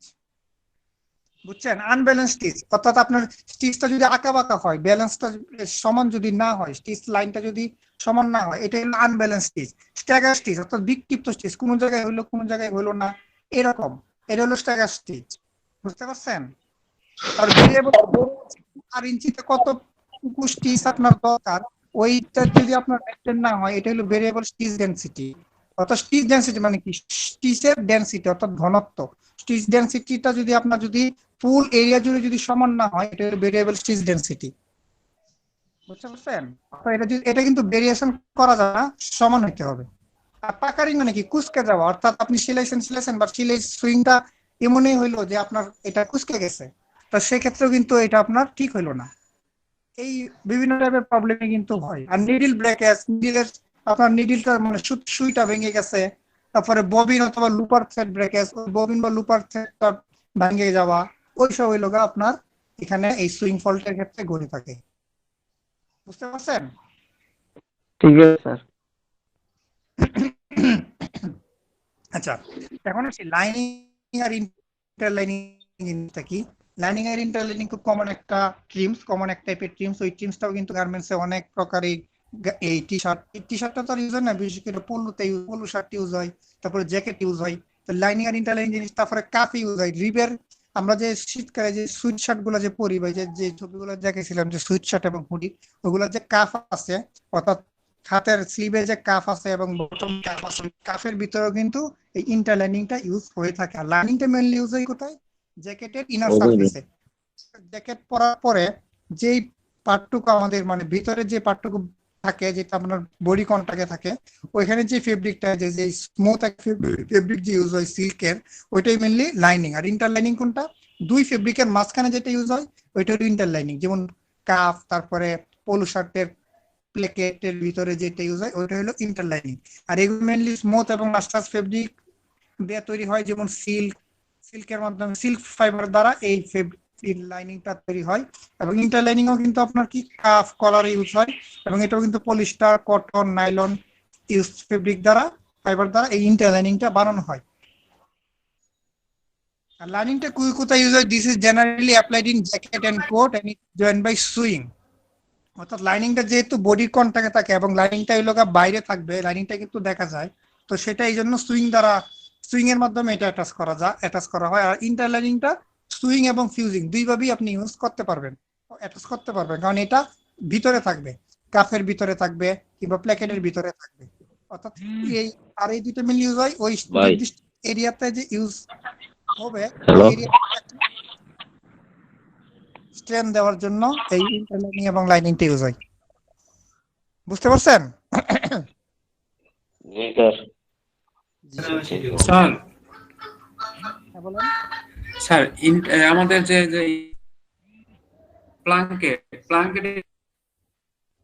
কি স্যার আমরা ইন্টারলাইনিং ইউজ করা হয়? হ্যাঁ, প্লাকেটে ইন্টারলাইনিং ইউজ হয়, প্লাকেটে। ওকে স্যার, এটা জানছিলাম। Thank you sir. যে আপনি যে পোলো শার্টের যে প্ল্যাকেটটা, যেটার মধ্যে যে বাটন থাকে, হ্যাঁ, যেখানে যে বাটন, প্ল্যাকেটেই তো বাটন থাকে, ওই বাটনের নিচেই কিন্তু আপনার ওই ইন্টারলাইনিংটা আছে। আপনি এটা কোন একটা পোলো শার্ট, পুরনো কোনো পোলো শার্ট প্যাকেটটা কেটে দেখেন, ভিতরে ক্লাসে জি sir. Okay, thank you sir, বুঝতে পারছি স্যার। আচ্ছা, কেউ একটু কথা বলতেছেন, একটু মিউট করে রাখেন আপনি। ওমর ভাই একটু কথা বলছে, আপনার মাইক্রোফোনটা মিউট করে রাখেন কাইন্ডলি। আচ্ছা, এখন আসি ফিডার স্ট্রাইপ বা ইঞ্জিনিয়ারিং স্ট্রাইপ। এই ফিডার স্ট্রাইপ মেশিন বা auto engineering stripe machine mainly use হয় ইয়ান্ডেড ফেব্রিক বানানোর ক্ষেত্রে। ইয়ান্ডেড ফেব্রিক বাইরের খুব কি বলে একটা লুক্রেটিভ একটা আইটেম, খুব মানে ডিজাইনেবল একটা ফেব্রিক মেইনলি ইয়ান্ডেড ফেব্রিকটা। ইয়ান্ডেড ফেব্রিকটা আসলে কি 2-3টা কালারের সমন্বয়ে যে ফেব্রিকটা, অর্থাৎ ইয়ান ফর্মে এটা ডাইং হয়ে, ইয়ান ফর্মে এটা কালার হয়ে, যখন আমরা এটা নিটিং করি, নিটিং করার পরে এটা তার ডাইং এর কিছু থাকে না, জাস্ট ডাইং এ যায়, জাস্ট সেটা একটু ওয়াশ হয়, ওয়াশ হওয়ার পরেই যে ফেব্রিকটা আপনার কমপ্লিট আপনি পাবেন ইউজ করার জন্য, এটা হলো ইয়ান্ডেড ফেব্রিক। এবং এটা কিন্তু খুব ডিজাইনেবল একটা ফেব্রিক এবং এটার দামও কিন্তু বেশি থাকে। কারণ ফিডার স্ট্রাইপ মেশিন ইউজ করে যে ইয়ান্ডেড ফেব্রিকটা বানানো হয় এটাকে বলা হয় ফিডার স্ট্রাইপ ইয়ান্ডেড ফেব্রিক। আর O2 বা ইঞ্জিনিয়ারিং স্ট্রাইপ মেশিন ইউজ করে যে ইয়ান্ডেড ফেব্রিকটা বানানো হবে সেটা হলো O2 বা ইঞ্জিনিয়ারিং স্ট্রাইপ ইয়ান্ডেড ফেব্রিক। কারণ এখন কখন ফিডার স্ট্রাইপ আর কখন ইঞ্জিনিয়ারিং স্ট্রাইপ মেশিন ইউজ করা হয় এটা আমরা এখন দেখব। এটা মেইনলি ইয়ান্ডেড ফেব্রিকের জন্যই কিন্তু এই দুটো মেশিন ইউজ হয়। আর এর আগে যেগুলো বলছিলাম ওইগুলো হলো আপনার সলিড ডাইং ফেব্রিক, অর্থাৎ প্রথমে ফেব্রিক নিটিং হবে, গ্রে থাকবে, কোনো কালার থাকবে না, দেন এটাকে আপনার ইয়াতে নেবেন, ডাইং ডিপার্টমেন্টে নেবেন, ডাইং ইউনিটে নেওয়ার পরে ওইটাতে আপনার ওই যে ল্যাব ডিপ করে, ওই যে ল্যাব ডিপের যে টার্মটা দেখাইছিলাম, ল্যাব ডিপ করার পরে একটা কালার, যে কালারে ডাইং করতে হবে ওই কালারে ল্যাব ডিপ করে, তারপরে ল্যাব ডিপার্টমেন্ট থেকে রেসিপি নিয়ে আমরা ডাইং ডিপার্টমেন্টকে দেই, দেন ডাইং ডিপার্টমেন্ট কি করে, ডাইং করে। আর O2 আর ইয়ান্ডেড ফেব্রিকের ক্ষেত্রে এখানে ডাইং এর কোনো অপশন নাই, ফেব্রিক যখন নিটিং হয় তখনই এটা কালার হয়ে যায়, কারণ ইয়ানটাই কালার ফর্মে আসে, ইয়ানটাই কালার ফর্মে আসার পরে এখানে নিটিং হয়, নিটিং হওয়ার পরে ডাইং এ যায়, ডাইং এ যাওয়ার পরে জাস্ট এটা একটা ওয়াশ হয়, ওয়াশ হওয়ার পরে এটা ব্যবহার উপযোগী হয়ে যায়। বুঝতে পারছি? জি স্যার। এখন দেখেন কখন ফিডার স্ট্রাইপ আর কখন ইঞ্জিনিয়ারিং স্ট্রাইপ মেশিন ইউজ হবে। ফিডার স্ট্রাইপ মেইনলি ইউজ হয় যদি ফেব্রিকের রিপিট, এখানে দেখেন একটা ছবি দেখতে পাচ্ছেন না, হোয়াইট কালার আর হইলো আপনার গ্রে কালার বা ব্ল্যাক কালারের যেই ফেব্রিকটা দেখতে পাচ্ছেন, এটা মেইনলি এবং এটা কিন্তু নির্দিষ্ট রিপিট থাকবে, যত হোয়াইট আর ব্ল্যাক কালার 2 ইঞ্চি বা 1 ইঞ্চি পর পর এটা ফুল ফেব্রিক সারফেসটাই এরকম রিপিটেড থাকবে। বুঝতে পারছেন? স্যার টপিকটা আসে নাই জি স্যার, কই সাইজ চেঞ্জ তো হয় দেখতে না। পাচ্ছি আমরা। ঠিক আছে স্যার। ঠিক আছে, ওই যে হোয়াইট আর গ্রে একটা কালার আছে একটা টি শার্টের ভিতরে, ওইটাই এরপরে হচ্ছে আমি একটা ছবি দেখাচ্ছি, আরো ক্লিয়ার আছে।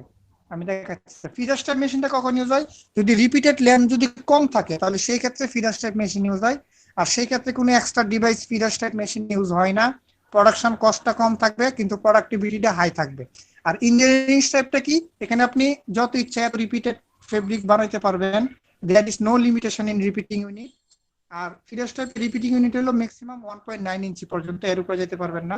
আর ইঞ্জিনিয়ারিং স্টাইপে কোনো রিপিটিং এর কোনো লিমিটেশন নাই। আর এখানে আপনি একটা এক্সট্রা ডিভাইস ফিঙ্গার নামের একটা এক্সট্রা ডিভাইস ইউজ করতে পারবেন, যেটার মাধ্যমে ইয়ার্ন ফিডিং হয় নিটিং এর জন্য। কিন্তু এটার প্রোডাক্টিভিটিটা লো, কিন্তু প্রোডাকশন আবার হাই, 7 থেকে 10 গুণ নাই। লাস্ট ডেরিভেটিভ ইন স্টাইপ, অর্থাৎ যেহেতু এখানে কোনো রিপিটিং ইউনিটের কোনো লিমিটেশন নাই, সেহেতু আপনার ডিরাইভেশন স্টাইপের ডিরাইভেশনও কিন্তু অনেক অনেক বেশি। বুঝতে পারছি ফিডার স্টাইপ আর ইঞ্জিনিয়ারিং স্টাইপ কখন ইউজ হয়। এখন এটা কিন্তু নিটিং ডিপার্টমেন্ট থেকে যদি ফিডার স্টাইপে কোনো মেশিন ফিডার স্টাইপ মেশিন ইউজ করে যদি কোনো ফেব্রিক বানানো হয় তাহলে সেই ক্ষেত্রে কিন্তু প্রাইসটা কম্পারেটিভলি কম থাকে। আর ইঞ্জিনিয়ারিং স্টাইপ মেশিন ইউজ করে যদি কোনো ফেব্রিক বানানো হয়, ইয়ান্ডাইট ফেব্রিক বানানো হয়, তাহলে সেই ক্ষেত্রে কিন্তু প্রাইসটা বেশি থাকে। এবং এই প্রাইসটা আমরা ফেব্রিক ডিপার্টমেন্ট বা ইয়ান্ডাইট ডিপার্টমেন্ট থেকে নিটিং ডিপার্টমেন্ট থেকে কিন্তু নিয়ে থাকি। এবং এইভাবে কিন্তু বাইরের অফারটা করা হয় যে তুমি যে আমাকে ইয়ান্ডাইট ফেব্রিকটা বানাইতে দিছো, এটার দাম কিন্তু এত হবে। নর্মাল ফেব্রিক থেকে কিন্তু ইয়ান্ডাইট ফেব্রিকের দাম $2-3 পার কেজিতে, কিন্তু প্রায় $3-4 মতো বেশি। কালার যত বেশি, রিপিটেড লেন্থ যত বেশি, প্রাইস তত বেশি। বুঝতে পারছি? এগুলা কিন্তু ধরেন আপনারা মার্কেটে স্যার আমার একটা কোশ্চেন স্যার। এগুলা কিন্তু ফেস স্যার করবেন। তাহলে কি আমরা এরকম বলতে পারি না যে একটা ফেব্রিক আইটেমে, বলেন একটা ফেব্রিক আইটেমে স্যার স্যার শুনতে পাচ্ছেন? হ্যাঁ একটা শুনতে ফেব্রিক পাচ্ছি। আইটেমে যদি তার কালারটা যদি কম থাকে তাহলে আমরা ফিডার স্ট্রাইপটা ইউজ করব, তাই? না না না, এখানে কালার কম্বিনেশন থেকেও বড় জিনিস হলো আপনার ওই জয় কয়টা কালারই হোক না কেন, 4টা 5টা বা 2টা তো মিনিমাম হবেই। রিপিটেড লেন্থটা কত, এটা হলো মেইন জিনিস। বুঝছেন না? স্যার রিপিটেড লেন্থ মানে, ও আচ্ছা লেন্থ, ঠিক আছে ওকে, রিপিট লেন্থ বুঝতে পারছি স্যার। পর পর ওই 2টা কালার বা 3টা কালার আবার রিপিট হবে, ওইটা হলো মেইন। এখানে কালার ইস্যু না। হ্যাঁ জি স্যার। স্যার হচ্ছে এই ফিডার স্ট্রাইপ আর অটো স্ট্রাইপ এই দুইটার ভিতর স্যার কোনটার পপুলারিটি বেশি বা কোনটা টেক্সটাইল সেক্টরে বেশি ইউজ করা হচ্ছে এখন মানে বর্তমানে? কিছুই নাই, পপুলারিটির কিছু নাই ভাইয়া, পপুলারিটির কিছু নাই। আপনি যখন যেটা দরকার হবে তখন আপনার ওইটা ইউজ করতে হবে, পপুলারিটির কিছু নাই। ফিডার স্টাইপ মেশিনের এই ক্যাপাসিটি কম আর ইঞ্জিনিয়ারিং স্টাইপ মেশিনের ক্যাপাসিটি বেশি। এখন বায়ার আপনাকে যে একটা রিকোয়েস্ট দিছে, ওটা যদি আপনি ফিডার স্টাইপে বানাইতে না পারেন, আপনার ইঞ্জিনিয়ারিং স্টাইপে যাইতেই হবে। এখানে পপুলারিটির কোনো ইস্যু নাই। বুঝছেন? জি জি বুঝতে পারছি। আচ্ছা, এখানে দেখেন 3টা ছবি দেখতে পাচ্ছেন? জি দেখা যাচ্ছে। দেখেন একেবারে বাম ডান সাইডের ছবিটা দেখেন, ইমেজ অফ ইয়ানলাইট ফেব্রিক। দেখেন ব্ল্যাক কালারটা কি, সরি এখানে knitted with navy colour yarn, আর হোয়াইটের পার্টটা কি knitted with off white colour yarn, অর্থাৎ অফ হোয়াইট কালার ইয়ান দ্বারা এটা নিটিং করা হয়েছে। আর ওই ব্ল্যাক পার্টটা আর নেভি পার্টটা যেটা, ওটা হলো নেভি কালার ইয়ান দ্বারা নিটিং করা হয়েছে। এরপর এটা ইয়ান ফর্মেই নিটিং করা হওয়ার পরে এটা আমরা ডাইং এ জাস্ট ওয়াশ করছি। যেমন এর পাশে দেখেন হোয়াইট আর নেভি, তারপর দেখেন এখানে 3 কালার, রেড হোয়াইট নেভি, আবার রেড হোয়াইট নেভি, পরে আবার রেড হোয়াইট নেভি, ভাবে রিপিটেড হয়েছে। বুঝতে পারছেন? তো ইয়ান্ডেড ফেব্রিক গুলো মেইনলি এরকম থাকে আর কি। ক্লিয়ার সবাই? ক্লিয়ার। জি স্যার।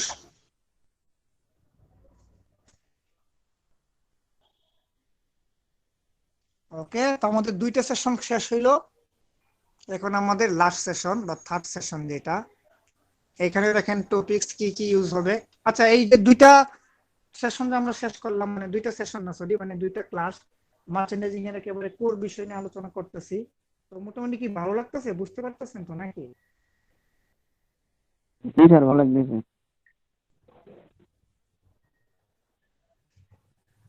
কঠিন মনে হচ্ছে বেশি মার্চেন্ডাইজিং নাকি? না, যারা ওখানে তো মোটামুটি শুনলাম যে কয়েকজন জবও করেন, তো যারা জব হোল্ডার হিসাবে জয়েন করছেন তাদের কাছ থেকে কিছু শুনতে চাই। আপনাদের জব এক্সপিরিয়েন্সের সাথে আমার এই যে এই 2 সেশনে যতটুকু দেখছেন কতটুকু মিল আছে? একদম জব হোল্ডার একটু কথা বলেন।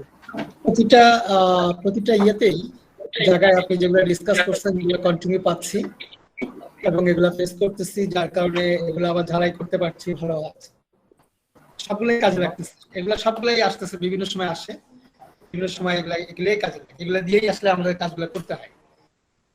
ধন্যবাদ ধন্যবাদ।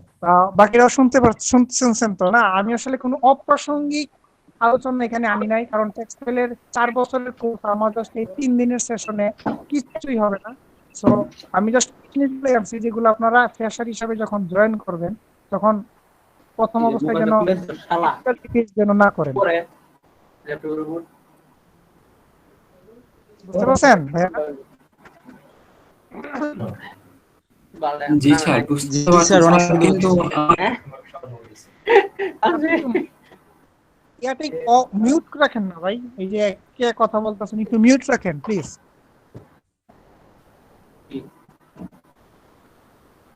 আচ্ছা, হোল্ডার আরেকজন যদি একটু বলতেন তাহলে ভালো লাগতো। আরেকজন একটু বলেন, জব হোল্ডার আর কেউ নাই? জবটা বলতে স্যার আমি কোয়ালিটি ডিপার্টমেন্টে জব করেছি এবং জবটা ছেড়ে দিয়েছি। অনেক ভালো লাগতেছে। ওই জবের সাথে পাশাপাশি আপনার যে লেকচার, এই লেকচারেতে মানে সবই মিল খাচ্ছে আর অনেক ভালো লাগছে স্যার। আচ্ছা, আপনি তো কোয়ালিটি টিমে ছিলেন, তাতে নিশ্চয়ই মার্চেন্ডাইজিং টিমের সাথে তো খুব মানে ক্লোজলি কাজ করছেন, ঠিক না? মোটামুটি টাইম গুলো তো অনেক কিছুই আমাদের জানেন। সাথে বেশি হ্যাঁ সুইং, ফিনিশিং, প্যাকিং, তারপরে আপনার ফোল্ডিং আমি কাজ করেছি আর কি। আচ্ছা আচ্ছা, বুঝতে পারছি। আর মার্চেন্ডাইজিং মাঝে মাঝে ডাইনিংও গেছি। আচ্ছা আচ্ছা, আর মার্চেন্ডাইজিং এ আর কেউ আছে? মার্চেন্ডাইজিং এ আর কেউ আছে?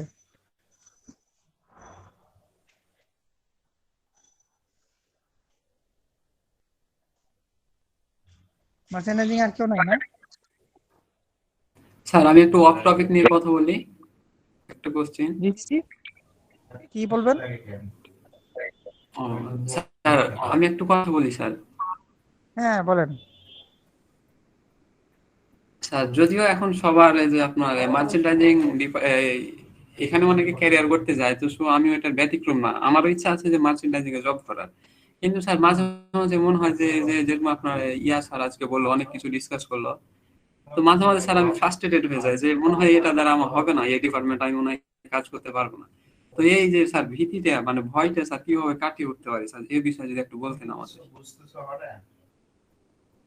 আসলে কেমনে বলবো, আপনি শুনেন, সেলফ কনফিডেন্স বাড়ান, সেলফ ডেভেলপ হন, কাজ শুরু করেন। এখনই ফ্রাস্ট্রেটেড বা এখনই ভয় পেয়ে গেলে তো হবে না। যেহেতু টেক্সটাইল লাইনে আসছেন, আপনি মার্চেন্ডাইজিং এ না যান, আপনি টেক্সটাইলের যেই ফিল্ডে যান না কেন, টেক্সটাইলের যেই ট্র্যাকেই যান না কেন, কোনোটাই তো একেবারে ইজি না, সবগুলোই চ্যালেঞ্জিং। হ্যাঁ তা তো অবশ্যই। সেলফ ডেভেলপমেন্ট করেন, নিজেকে আত্মবিশ্বাস বাড়ান, নিজের ডেভেলপ করেন, বিভিন্ন জ্ঞান অর্জন করেন, বই পুস্তক পড়েন, বইটুই পড়েন বেশি, টেক্সটাইল রিলেটেড বইটুই পড়েন, বিভিন্ন টেমিনারও করেন। হ্যাঁ, আর কাজ শুরু করেন। কাজ শুরু করার পরে কাজ শিখলে মানুষ পায় না এমন কিছু নাই। এখনই এত হতাশা বা ভয় পাইলে হবে না। আচ্ছা, থ্যাংক ইউ স্যার। আচ্ছা, এখন আমাদের যে থার্ড সেশন, লাস্ট সেশনটা, এটাতে কি কি টপিক আছে এটা একটু দেখি। হ্যাঁ, প্রথমে এই যে আমরা যে স্যাম্পল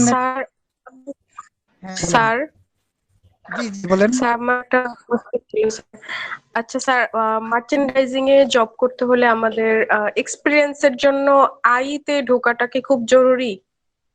না, খুব জরুরি না। মানে আইতে কয়েক বছর, 1 বছর জব করে তারপর মার্চেন্ডাইজিং এ সুইচ করাটা কি মানে ভালো হবে, নাকি প্রথম থেকে মার্চেন্ডাইজিং এ যাওয়াটাই ভালো হবে? প্রথম থেকে আপনি যেটাই শুরু করেন না কেন, এটাতে থাকাই ভালো। এটা আপনি যদি আইতে শুরু করেন, আইতে থাকাই ভালো। মার্চেন্ডাইজিং শুরু করলে মার্চেন্ডাইজিং এ থাকাই ভালো। 2 বছর পরে ট্র্যাক চেঞ্জ করলে আপনার এটা ঠিক না। একে তো ধরেন যে আপনার আবার ফ্রেশারে শুরু করতে হবে, স্যালারি একটা ইস্যু তো আছেই। আর মার্চেন্ডাইজিং এ ক্যারিয়ার শুরু করার জন্য আইটেকে ক্যারিয়ার শুরু করতে হবে, এরকম ধারণা আপনার আসছে কিভাবে, এটা আগে বলেন তো। স্যার হচ্ছে আমি এখন ইন্টার্ন করতেছি, আমার একটা ফ্রেন্ডও আছে এখানে, মানে এই ক্লাসে আছে। তো আমরা দুইজন অনন্ত কোম্পানিজে, তো ওইখানে তো আমাদের ফ্যাক্টরি ওয়াইজ। জি স্যার। আচ্ছা হ্যাঁ বলেন, অনন্ত ওভেন কোম্পানি না? ওভেন ফ্যাক্টরি তো না?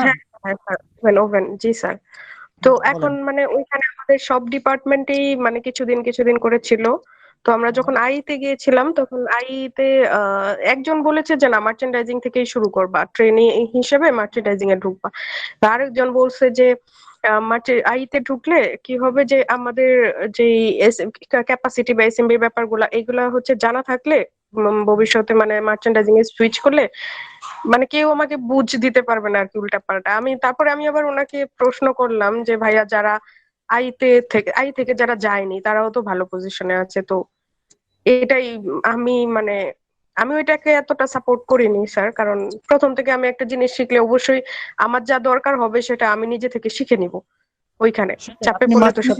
জয়েন করেন, এখন শুনুন, আপনি জয়েন করলে অ্যাসেম্বলি বা সিএম এর যে ইস্যুগুলো দেখাইলাম বা ওনারা যেটা বললো, এটা তো আপনি এমনিতে কাজ করতে করতে আপনি নিজেও তো অনেক কিছু শিখতে পারবেন, ঠিক না? যখন আই টিমের সাথে আপনি কাজ করবেন, আই টিমের সাথে যখন কাজ করবেন, তখন ওই টিমের যিনি কনসার্ন থাকবে ওনাকে যখন আপনি অ্যাসেম্বলি বা সিএম এর ব্যাপারে জিজ্ঞেস করবেন, উনি কি আপনাকে ফিরিয়ে দিবে? কখনোই ফিরিয়ে দিবে না, কারণ তখন আপনারা একই প্রতিষ্ঠানের এমপ্লয়ি। আপনাকে সে অবশ্যই বুঝাবে যে এটা কিভাবে, এটার এসএমবি কেন এত, এটার সিএম কেন এত, এটা আপনাকে অবশ্যই সে বুঝাই দেবে। এটার জন্য আই থেকে ক্যারিয়ার শুরু করতে হবে, এটা মানে সম্পূর্ণ একটা ভুল কথা। স্যার এখানে আমি একটা কথা বলি, আই যে ইয়েটা আমরা পিপিএম একটা ক্লাস করছিলাম, প্রজেক্টে করছিলাম স্যার, ওইখানে তো সেম আপনি যেগুলো করাচ্ছেন এগুলো সবকিছু ওইখানে আছে স্যার।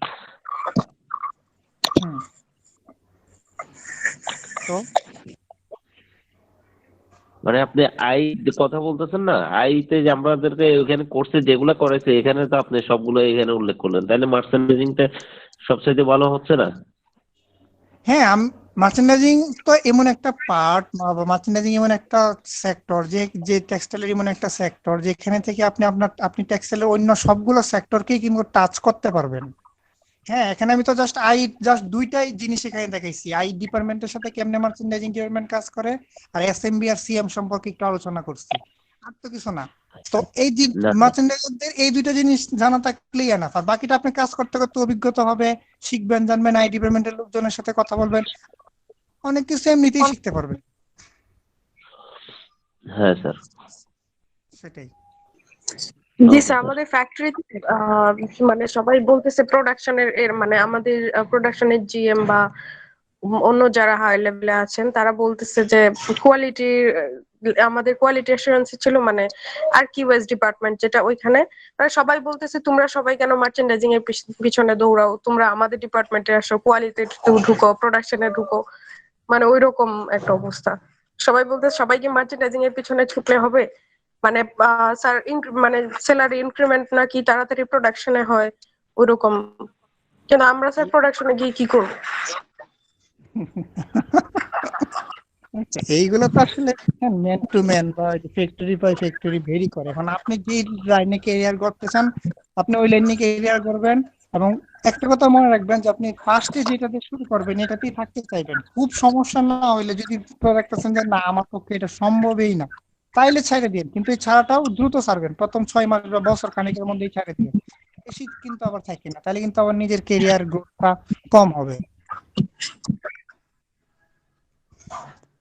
জি স্যার, এখন স্যার মার্চেন্ডাইজিং থেকেই শুরু করব, হয়তো 2-1 দিন পরে হবে বা আগে হবে, মার্চেন্ডাইজিং থেকেই শুরু করব। মানে আমি যেহেতু মার্চেন্ডাইজিং এই থাকবো, তাহলে এটা থেকেই প্রথম থেকে শুরু করলে সময় নষ্ট না করাটাই মনে হয় উচিত হবে। অবশ্যই যেটাতে প্রথম থেকে শুরু করবেন এটাই শুরু করে দেন এবং এটাতেই থাকার চেষ্টা করবেন। আর স্যার আমাকে যদি প্রথম অবস্থায় সবকিছুই কঠিন, শুনলেন আপনি, প্রথম অবস্থায় সবকিছুই কঠিন, আপনি মার্চেন্ডাইজিং বলেন বা আই বলেন বা প্রোডাকশন বলেন, প্রথম অবস্থায় সবকিছুই কঠিন। তো যখন আপনি একটা জিনিস মানে নতুন থাকবে, এটা তো কঠিন লাগবে। এটা তো সম্পর্কে যখন আপনি এটার সাথে ঠিক হয়ে যাবেন তখন তো জিনিসটা সহজ হয়ে যাবে। আমরা এই যে 5 বছর 5.5 বছর যাবত আছি না, ঘাত প্রতিঘাত মানে পার হয়েই তো আছি। হ্যাঁ, আমাদের তো সমস্যা হয়েছে, আমরা তো একেবারে মানে ফ্রিতে আর কাজ করতেছি না, আমাদের তো সমস্যা কম হয় না, সমস্যা হচ্ছে কিন্তু কাজটা করতেই হচ্ছে। জি স্যার। স্যার আমার আরেকটা কি শোনা হচ্ছে যাচ্ছে স্যার? আপনাদের স্যার আমরা ক্লাসটা একটু আগাতে পারি এখন, স্যার কোশ্চেন ফ্লোরটা পরে দিলে ভালো হয়। আচ্ছা আপু, লাস্ট কোশ্চেনটা করেন আপনি। জি স্যার। স্যার আমাকে যদি একটু মানে একটা গাইডলাইন লাগতো, যে আমাদের সোমবার থেকে হচ্ছে মার্চেন্ডাইজিং ডিপার্টমেন্টে, তো স্যার 2 দিন হয়তো বা সময় দিবে বা 3 দিন। তো এই 3 দিনে স্যার আমি মার্চেন্ডাইজিং ডিপার্টমেন্ট সম্পর্কে আর কি মানে কি প্রশ্ন করব বা কি রকম জানলে আমার জন্য একটু ভালো হবে, মানে প্রথমে সহজে আপনি যদি একটু স্যার। যার আন্ডারে আপনাকে দিবে, যার সাথে আপনাকে দিবে, ওনার কাছ থেকে আপনি ওই অনন্ত ফ্যাক্টরি এবং যেই বায়ার উনি দেখবেন ওই বায়ারের কাজের ওয়ার্ক প্রসিডিউরটা স্টেপ বাই স্টেপ ফ্লোচার্ট আকারে নিয়ে নেবেন। এরপরে আপনি কোন স্টেপে কি কাজ ওরা কিভাবে করে ওইটা ওই ওনার কাছ থেকে জেনে নোট করে রাখবেন, দেন আপনি ওইগুলো নিয়ে স্টাডি করেন। আগে ফ্লোচার্টটা জানবেন এবং ফ্লোচার্ট অনুযায়ী কোন স্টেপে কাজগুলো কিভাবে ওরা করে, ওইখানে অ্যাকচুয়ালি প্র্যাকটিক্যালি কিভাবে হয় ওইটা জানবেন। তাইলে আশা করি অনেক এই 2 দিনের এটাই আগে জানেন, 2-3 দিনের মধ্যে এটাই জানেন, বাকিটা দেখলে কিছুটা বুঝতে পারবেন। জি স্যার, থ্যাংক ইউ। ওকে, ঠিক আছে, তাহলে আমরা আমাদের থার্ড ক্লাসটা শুরু করি। হ্যাঁ, কিছু দূর যাই, পরে শেষ করে দিব। ওকে, ওইটা বাজে 15 মিনিট নিব, আর 11টা পর্যন্ত শেষ করে নিব। হ্যাঁ স্যার 11টা পর্যন্ত থাকবো। হ্যাঁ, 11টা 15 মিনিট, একেবারে ঠিক 15 মিনিট। আচ্ছা, আজকে আমাদের কি কি আছে? Definition of sample and type of sample. Sample হলো মার্চেন্ডাইজিং এর ইম্পর্টেন্ট একটা পার্ট।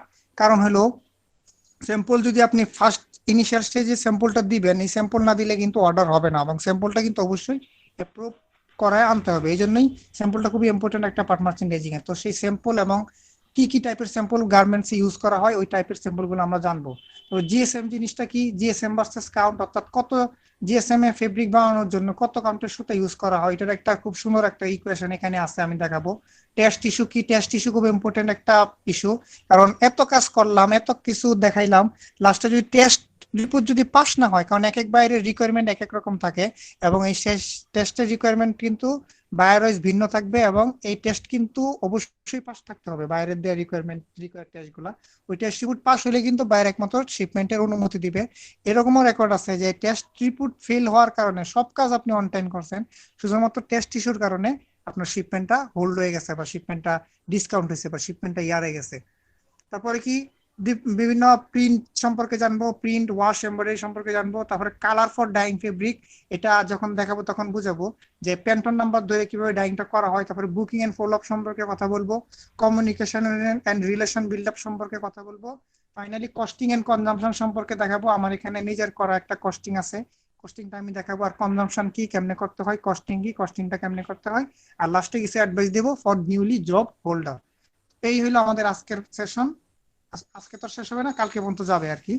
এখন দেখি what is sample in garments. Sample কথাটার বাংলা অর্থ কি? স্যাম্পল কথাটার বাংলা অর্থ হলো নমুনা।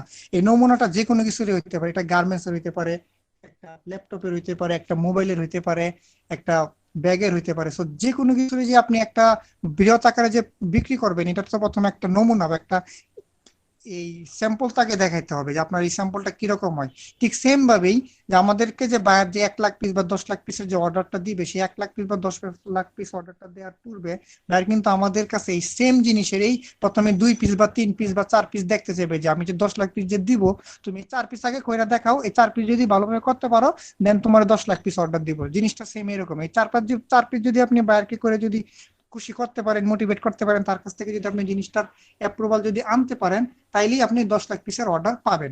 তো এই জন্য এখানে বলা হয়েছে sampling is one of the main process in garments industry and it has a vital role in attracting buyer. অর্থাৎ ওই 4 পিস স্যাম্পল যদি আপনি সঠিকভাবে করে যদি বায়ারকে যদি পছন্দ করাইতে পারেন, তাইলে আপনাকে বায়ার অর্ডারটা দিবে। আর এইটার আর স্যাম্পলিং করার আরেকটা অবজেক্টিভ কি? আপনি যে বাল্কের জন্য যে ফেব্রিক কিনবেন, বাল্কের জন্য যে সুতা আনবেন, বাল্কের জন্য যে ট্রিম অ্যাক্সেসরিজ আনবেন, এটা একমাত্র তখনই আনতে পারবেন যখন আপনি স্যাম্পল আকারে স্যাম্পলের যে ফেব্রিক, স্যাম্পলের যে ট্রিম অ্যাক্সেসরিজটি ইউজ করছেন, এটা যদি অ্যাপ্রুভাল আনতে পারেন এবং স্যাম্পলের যে প্রিন্ট বা এমব্রয়ডারি যে ইউজ হবে ওটা যদি অ্যাপ্রুভাল আনতে পারেন, তাইলে আপনি বাল্ক প্রোডাকশনটা শুরু করতে পারবেন। কারণ 3 পিস বা 4 পিস স্যাম্পল যদি নষ্ট হয়, এটা কিন্তু ফ্যাক্টরির কোনো সমস্যা না। কিন্তু 1000 পিস বা 10,000 পিস গার্মেন্টস যদি নষ্ট হয় অ্যাপ্রুভাল ছাড়া আপনি করে ফেলছেন, সেক্ষেত্রে যদি ওই 10,000 পিস যদি গার্মেন্টস নষ্ট হয়, তাহলে কিন্তু আপনার একেবারে এখানে চাকরি ধরে টান দিবে। সো এই জন্য কিন্তু স্যাম্পলটা আগে অ্যাপ্রুভাল করায় আনার পরেই কিন্তু আপনি প্রোডাকশনটা শুরু করতে পারবেন, এবং প্রোডাকশনের জন্য যেই র মেটেরিয়াল লাগবে, ফেব্রিক, ক্রিম, অ্যাক্সেসরিজ, এভরিথিং আপনি বুকিং দিতে পারবেন, পারচেজ করতে পারবেন। এই জন্য স্যাম্পলটা অনেক ইম্পর্টেন্ট। স্যাম্পলটা অ্যাপ্রুভালি আপনি মানে ইনিশিয়াল স্যাম্পলটা অ্যাপ্রুভালি আপনি বাল্ককে আগাইতে পারবেন, প্রসিড হইতে পারবেন। এই হলো স্যাম্পল জিনিস। এখন দেখি কি কি টাইপের স্যাম্পল গার্মেন্টস হয়। এটা ফ্যাক্টরি ওয়াইজ আর বায়ার ওয়াইজ কিন্তু ভিন্ন হইতে পারে, বলে রাখলাম। আপনি যে ফ্যাক্টরিতে জব করবেন, যে বায়ার দেখবেন, ওই বায়ারের স্যাম্পলের স্টেজ বা স্যাম্পলের নামই থাকবে একটা, আর অন্য বায়ারের স্যাম্পলের স্টেজ বা স্যাম্পলের নামই থাকবে ভিন্ন। But most of the cases বা 80% টাইমেই এই স্যাম্পল গুলাই মেনলি থাকে, হয়তো নামে ভিন্ন হইতে পারে, বাট সব বায়ারই কিন্তু এই স্যাম্পল গুলাই ইউজ করে, অলমোস্ট অল বায়ার। কি কি স্যাম্পল আছে? Proto sample, fit sample, size set, salesman, photoshoot, development, PP, counter, shipment, GPT মানে গার্মেন্টস পারফরমেন্স টেস্ট স্যাম্পল, বা সংক্ষেপে যেটাকে গার্মেন্টস এর টেস্ট স্যাম্পল বলে। এই টাইপের স্যাম্পল গুলাই মেইনলি গার্মেন্টস এ ইউজ করা হয়। বুঝতে পারছি এতটুকু? স্যার কাউন্টার স্যাম্পলটা কি রকম স্যার? এখন আসতেছি, এই যে দেখেন স্যাম্পলের এক 1 বাই 1 আসতেছি। প্রথমে দেখেন প্রোটো স্যাম্পল। বায়ার যখন প্রথম একটা ট্যাগ প্যাক আমাদেরকে দেয়, ওই ট্যাগ প্যাকটা ফলো করে আমরা যে ফার্স্ট যে স্যাম্পলটা বানাই, ওইটাই হলো প্রোটো স্যাম্পল, বা কোনো কোনো জায়গায় ডেভেলপিং স্যাম্পল বা ফার্স্ট ডেভেলপিং স্যাম্পলও বলা হয়ে থাকে। সেই ক্ষেত্রে বায়ারের রিকোয়ারমেন্ট অনুযায়ী আমরা এই স্যাম্পলিংটা করে থাকি। এটা অর্থাৎ বায়ার 3 পিস যদি চাই, বায়ারকে 3 পিস পাঠাতে হবে, 2 পিস চাইলে 2 পিস পাঠাতে হবে। আর যত পিসই বায়ারকে পাঠাই না কেন, পাশাপাশি আমাদেরও 1 পিস কাউন্টার হিসাবে রাখতে হবে। এবং এই কাউন্টার হিসেবে রাখবো আমরা এই জন্য, বায়ার যখন ওই স্যাম্পলটার উপরে কমেন্টস করবে, তখন ওই স্যাম্পলটা দেখে বায়ার কি কমেন্টস করলো এবং আমাদের কাছে যে স্যাম্পলটা আছে, কাউন্টার মানে কি একটা রেফারেন্স স্যাম্পল, সোজা কথা। তো আমাদের কাছে যে স্যাম্পলটা আছে, ওই স্যাম্পলটা নিয়ে আমরা কাজ করব, যে ফার্দার যে নেক্সট যে স্টেপটা, ওই স্টেপে যেন আমরা আগাইতে পারি, এই জন্য আমাদের কাছে একটা রেফারেন্স স্যাম্পল রাখবো। তার মানে প্রোটো স্যাম্পলটা হলো ওই স্যাম্পলেই, যেটা বাইরের ট্যাগ প্যাক পাওয়ার পরে ফার্স্ট যে স্যাম্পলটা আমরা ডেভেলপ করব, ওইটাই হলো ফার্স্ট ডেভেলপিং স্যাম্পল বা প্রোটো স্যাম্পল। এই প্রোটো স্যাম্পলটা কিন্তু অ্যাভেলেবল ফেব্রিক দাও আমরা করতে পারি। অ্যাভেলেবল ফেব্রিক কি? সাপোজ বাইরে চাইছে single jersey fabric 150 GSM navy colour, আমার কাছে সিঙ্গেল জার্সি ফেব্রিক আছে 150 জিএসএম এরও আছে, বাট নেভি কালার নাই, হোয়াইট কালার আছে। তো সেই ক্ষেত্রে আমি হোয়াইট কালারের উপরে কিন্তু এটা বানায় দিতে পারি। কিন্তু বাইরে যে সিঙ্গেল জার্সি, আমরা কিন্তু আবার ফ্লিস বা টেরিতে বানায় দিতে পারবো না। অর্থাৎ সিঙ্গেল জার্সি ঠিক রাখতে হবে, কালারটা আপনি কালারটা আপনি আপনার কাছে যেহেতু নাই, আপনি অন্য কালারের একটা স্যাম্পল বানিয়ে দিতে পারেন। আর জিএসএমও কিন্তু খুব বেশি ভেরিয়েশন হওয়া যাবে না। সাপোজ বাইরে চাইছে 150, আমি দিলাম 140, এটা বাইরে অ্যাকসেপ্ট করবে, বাট 150 এর জায়গায় 180 বা 200 কিন্তু বাইরে অ্যাকসেপ্ট করবে না। তো এই হলো প্রোটো স্যাম্পল। অর্থাৎ প্রোটো স্যাম্পলটা হলো ফার্স্ট ডেভেলপিং স্যাম্পল বা ডেভেলপমেন্ট স্যাম্পল, যেটা এটা হলো প্রোটো স্যাম্পল। তারপর আসি ফিট স্যাম্পলে। ফিট স্যাম্পলটা কেন করা হয়? যে বায়ার যখন একটা আর্টওয়ার্ক বা ট্যাগ প্যাক দিবে এবং পাশাপাশি যে মেজারমেন্ট চার্ট দিব, ওই মেজারমেন্ট চার্ট ফলো করে যে কোনো একটা সাইজের স্যাম্পল আমরা বানাবো। দেন ওই স্যাম্পলটা তার বায়ারের কাছে যে ডামি আছে বা ডল আছে, ওই যে দোকানে গেলে আমরা যে দেখি না যে বাইরে যে ডলে যে আপনার গার্মেন্টস পরায় রাখছে, ওই রকম ডলে কিন্তু বায়ার ওই স্যাম্পলটা পরায় কিন্তু চেক করে, অর্থাৎ ওই স্যাম্পলের ফিটিংসটা ঠিক আছে কিনা, তার লেন্থে ঠিক আছে কিনা, উইথে ঠিক আছে কিনা, চেস্টে ঠিক আছে কিনা, কলার কাপ এগুলো সব ওই ডামিতে ঠিক আছে কিনা। এবং ওই ডামিগুলাও কিন্তু আপনাকে যে মেজারমেন্ট চার্টটা দিছে, ওই মেজারমেন্ট চার্ট অনুযায়ী কিন্তু ওই ডামিগুলা বায়ার বানায় রাখে তার কাছে, কেমন তো। এবং এই ফিট স্যাম্পলটা কিন্তু এক সাইজেরই হয়, এবং ওই ফিট স্যাম্পলে কিন্তু বায়ারের রিকোয়ারমেন্ট অনুযায়ী দিতে হবে, এবং ওই ফিট স্যাম্পলে কিন্তু আমি অ্যাভেলেবল ফেব্রিক কালার ইউজ করতে পারবো। এরপরে আসি সাইজের স্যাম্পল। আচ্ছা, ফিট আর প্রোটোটা বুঝছি। জি স্যার, জি বুঝতে পারছি। এরপর আসি সাইজের স্যাম্পল। সাইজের স্যাম্পল পুরোপুরি ফিট স্যাম্পলের মতোই, ফিট স্যাম্পলে এক সাইজ যাবে, আর সাইজের স্যাম্পলে 3 বা 4 সেট যাবে। এটা বাইরের রিকোয়ারমেন্ট অনুযায়ী 3 বা 4 সেটের স্যাম্পল বাইরকে দিতে হবে, এবং এটাও বাইর সেম ভাবেই চেক করে তার কাছে যে ডামি আছে, ওই ডামিতে ওই 3-4 সাইজের স্যাম্পল 3-4 সাইজের ডামিতে পরায় দেখবে সবকিছু ঠিক আছে কিনা, লেন্থ, উইথ, মেজারমেন্ট, চেস্ট সব মেজারমেন্ট ঠিক আছে কিনা, এটাই বাইরে চেক করে আপনাকে কমেন্ট দিবার। যেই স্যাম্পলই পাঠান না কেন পাশাপাশি কিন্তু অবশ্যই সব টাইপের স্যাম্পলই, যেমন সাইজ সেট, সেলসম্যান, ফটোশুট, যেই সাইজের যেই টাইপের স্যাম্পলই পাঠান পাশাপাশি আপনার কাছে কিন্তু অবশ্যই এক পিস করে কাউন্টার রাখবেন, মাস্ট, এটা মনে রাখেন। আরেকটা হলো সেলসম্যান স্যাম্পল বা সংক্ষেপে এসএমএস স্যাম্পল বলে। এই এসএমএস স্যাম্পলটা কেন দেওয়া হয়? এসএমএস স্যাম্পলটা মেইনলি তখনই দেওয়া হয় যখন একটা স্টাইলের অর্ডার আপনি একেবারে কনফার্ম যে হবেই, তখনই মেইনলি আপনি এসএমএস এর রিকোয়েস্টটা, এসএমএস স্যাম্পলের রিকোয়েস্টটা পাবেন। এই স্যাম্পলেরটা দেওয়ার পারপাস একটাই, এটাতে কিন্তু কোয়ান্টিটি বেশি থাকবে, 50 পিস বা 60 পিসের মতো কোয়ান্টিটি থাকে পার স্টাইল পার কালারে। এটা দেওয়ার উদ্দেশ্য একটাই, সে বায়ার এটা এই জন্যই দেয়, সেই 50 পিস বা 60 পিস তার যে হোলসেল আছে, হোলসেল মার্কেটে দেখবে যে সে সেলটা কিরকম হয়, এটার উপরেই কিন্তু আপনার মেইন অর্ডার কোয়ান্টিটিটা ডিপেন্ড করবে। বা যদি দেখে যে না সেল রেট ভালো, তাহলে কিন্তু সে বেশি কোয়ান্টিটি দিবে, আর যদি দেখে যে না সেল রেট কম, তাহলে অর্ডার দিবে বাট কোয়ান্টিটিটা কম থাকবে। আর এসএমএস সিম্পলে কিন্তু সবকিছু অ্যাকচুয়াল ব্যবহার করতে হবে, এই ক্ষেত্রে কোনো প্রকার অ্যাভেলেবল ইউজ করা যাবে না। অর্থাৎ বাইরের যেই নেভি কালার, বাইরের রিকোয়ারমেন্ট অনুযায়ী যেই কালার, যেই জিএসএম, যেই ফেব্রিকেশন, সবকিছুই কিন্তু অ্যাকচুয়াল থাকতে হবে এসএমএস স্যাম্পলে। কারণ এসএমএস স্যাম্পলের যে ইয়াটা, এটা ফলো করেই কিন্তু বাল্ক ফেব্রিকটা আপনার বাল্কের স্যাম্পলটা তৈরি হবে। সো এসএমএস এ কিন্তু সব অ্যাকচুয়াল থাকতে হবে। তারপর আসি ফটোশপ স্যাম্পল। ফটোশপ তো বুঝতেই পারতেছেন, এই যে মডেলরা যে স্যাম্পল গুলা পয়রা যে মডেলিং করে, মডেলিং না মানে যে র্যাম্প ওয়ার্ক করে বা ফ্যাশন শো করে, ওই সব করার জন্য যে স্যাম্পলটা বায়ার আমাদের কাছ থেকে নেয়, ওইটাই মেনলি ফটোশপ স্যাম্পল। অর্থাৎ বায়ার কিন্তু এইসব স্যাম্পল নিয়ে বিভিন্ন জায়গায় কিন্তু সে, এই যে প্রথমে বলছিলাম যে সে ট্রেড ফেয়ারে অংশগ্রহণ করে, বিভিন্ন ফ্যাশন শোতে অংশগ্রহণ করে, ওইগুলো মডেলদেরকে পরে আসে কিন্তু দেখে যে অ্যাকচুয়ালি এগুলা করে এই জন্যই, বাজারটা মার্কেটটা চেক করার জন্য, যে এই ট্রেন্ডটা এখন চলবে কিনা এটা চেক করার জন্যই এই ফটোশুট স্যাম্পলটা বাইরে আমাদের কাছ থেকে নেয়। এবং এই ফটোশুট স্যাম্পলও কিন্তু 2 বা 3 সাইজ হইতে পারে, এবং এটাও সবকিছু অ্যাকচুয়াল হইতে হবে, এখানে কোনো কিছু অ্যাভেলেবল হওয়া যাবে না। ওই 3টা স্যাম্পল বুঝছি? হ্যালো, ওই 3টা স্যাম্পল বুঝছি যে 3টা বললাম? জি স্যার। জি বুঝাই। এরপর কি ডেভেলপমেন্ট স্যাম্পল আর ফটো স্যাম্পল সেম জিনিস, জাস্ট এক এক নামে বলা। প্রথম যে স্যাম্পলটা দিবেন, হ্যালো, ওইটাই হলো ডেভেলপমেন্ট স্যাম্পল। কি কিছু বলতেছেন? একটু মিউট করে রাখেন না বললে। অর্থাৎ প্রথম যে স্যাম্পলটা দিবেন ওইটাই হলো ডেভেলপমেন্ট স্যাম্পল। এখানে প্রো টু ফিট এবং সাইজের স্যাম্পলকে আমরা ডেভেলপমেন্ট স্যাম্পল বলতে পারি, কারণ এখানে সবকিছু অ্যাভেলেবল ইউজ করা হয় এবং এগুলো একেবারে ইনিশিয়াল স্টেজের স্যাম্পল।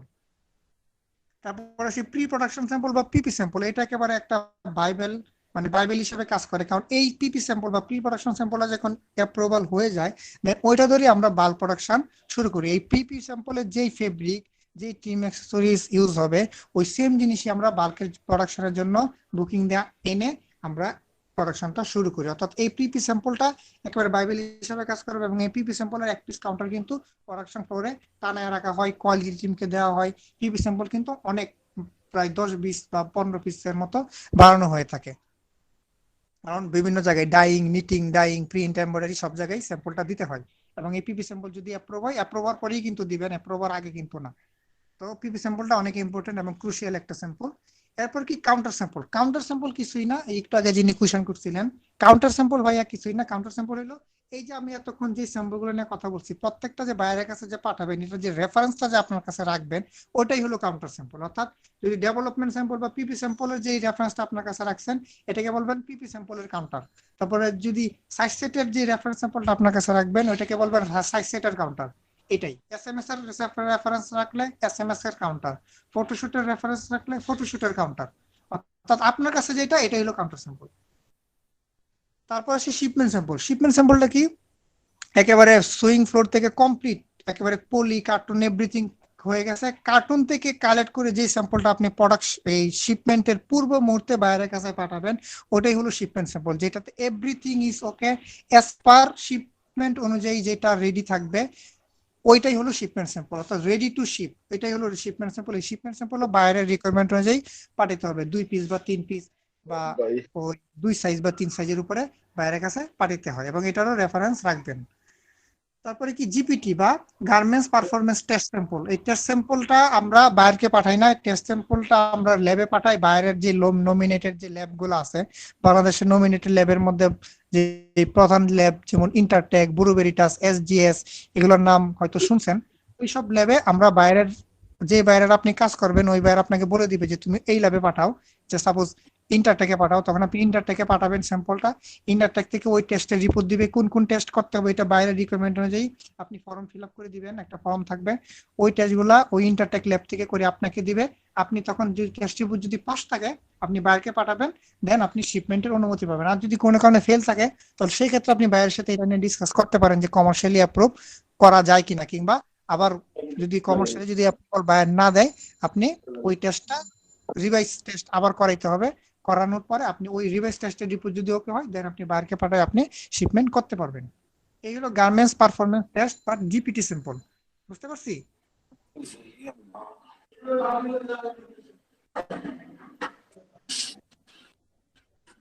স্যাম্পল কিন্তু শেষ, বুঝছি সবাই স্যাম্পল গুলা?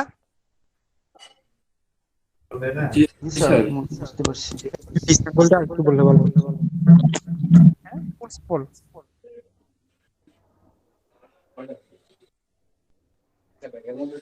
আচ্ছা সবাই বুঝছি তাহলে না, স্যাম্পল গুলা বুঝছি তো না?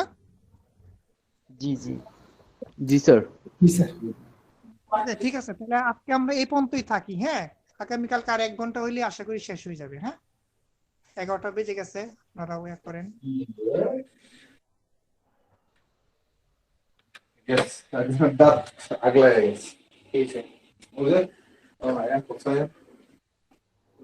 হ্যালো মুক্তার, আছো? স্যার আমার একটা কোশ্চেন ছিল। হ্যাঁ হ্যাঁ বলেন। স্যার ধরেন আমি মাত্র আমার গ্রাজুয়েশন কমপ্লিট করলাম, তো তারপর আমার টার্গেট হচ্ছে আমি মার্চেন্ডাইজিং এ ঢুকতে চাচ্ছি। তো আমি এখন মার্চেন্ডাইজিং এ যেতে পারতেছি না, কিন্তু আই ডিপার্টমেন্ট বা কোয়ালিটিতে আমার চান্স হইতেছে। এখন কি এই ডিপার্টমেন্ট গুলোতে ঢুকে যাওয়া আমার জন্য বেটার হবে, নাকি অপেক্ষা করে মার্চেন্ডাইজিং এ যাওয়া ভালো হবে? ধরেন 1-1.5 বছর আমার গ্রাজুয়েশনের পরে গ্যাপ পড়ে গেল মার্চেন্ডাইজিং খুঁজতে খুঁজতে। না, জব যদি পেয়ে যান তাহলে ঢুকেন, এরপরে পাশাপাশি আপনি মার্চেন্ডাইজিং এর জন্য সার্চ করতে থাকলেন, বছর খানেকের মধ্যে যদি মার্চেন্ডাইজিং এর চান্স পান দেন আপনি মুভ করলেন। জি, সময়টা নষ্ট করা যাবে না, যদি চান্স পাই তাহলে ঢুকে যাবো যে কোনো সেক্টরে, ডিপার্টমেন্টে। হ্যাঁ, এখন যদি আপনি কোয়ালিটিতে যদি চান্স পেয়ে থাকেন, আপনি জব যদি পেয়ে থাকেন তাহলে আর দেরি করবেন কেন, অবশ্যই ঢুকে যান।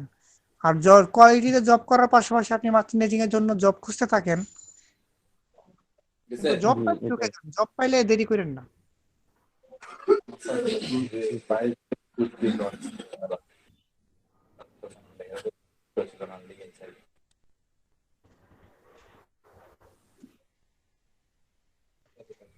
হ্যাঁ মুক্তার, শুনতেছো? জি স্যার, আমি শুনতে পাচ্ছি। স্যার আজকে সেশন কি শেষ করেছেন? হ্যাঁ, আজকের জন্য শেষ। জি ওই স্যার। কালকে আর ঘন্টা খানেক লাগবে, কারণ জি 11টা বেজে গেছে তো আর চাচ্ছি না। জি স্যার, অবশ্যই অসংখ্য ধন্যবাদ। সম্মানিত পার্টিসিপেন্ট, আমাদের আজকের সেশন আলহামদুলিল্লাহ শেষ হয়েছে অনেক সুন্দরভাবে। আশা করি অনেক ভালো কিছু টপিক নিয়ে আজকে আলোচনা হয়েছে, শিখতে পেরেছেন। তো এক্ষেত্রে আমি চ্যাট বক্সে আমাদের আজকে অ্যাটেন্ডেন্স শিটটা দিয়েছিলাম, সেক্ষেত্রে কেউ কি ফিল আপ করা বাকি রয়েছেন? যারা আমাদের সাথে যুক্ত আছেন, যদি ফিল আপ করা বাকি থাকেন, হ্যাঁ, এখন ফিল আপ করা হয়নি। জি স্যার, লিংকটা দেওয়া রয়েছে, আপনারা কাইন্ডলি স্ক্রল করে উপরের দিকে যান। আমি আবার শেয়ার করে দিচ্ছি। যারা ফিল আপ করেছেন তারা লিভ নিতে পারেন। আগামীকালকের ক্লাস শিডিউল এন্ড রুটিন আমি অ্যাজ সুন অ্যাজ পসিবল গ্রুপে জানিয়ে দিব। আর যারা ফিল আপ করেনি তারা কাইন্ডলি ফিল আপ করে নিন। আমরা কিছুক্ষণের মধ্যে আমাদের সেশন শেষ করব। আমি আমাদের টেক্সটাইল এক্সপার্ট থেকে অসংখ্য ধন্যবাদ এবং কৃতজ্ঞতা জানাচ্ছি আমাদের আজকের ট্রেনার, আমাদের এই 3 দিনের বেসিক কোর্সের সম্মানিত ট্রেনার ফেরদাউস আহমেদ স্যারকে। তিনি তার স্লাইড সহ খুব সুন্দরভাবে তথ্যগুলো উপস্থাপন করেছেন, যেটা ফ্রেশার্স প্লাস স্টুডেন্ট প্লাস যারা কর্পোরেট লাইফে আছেন তাদের জন্য উপকারী। আচ্ছা, আমি লিংকটা আবার শেয়ার করে দিচ্ছি। Thank you.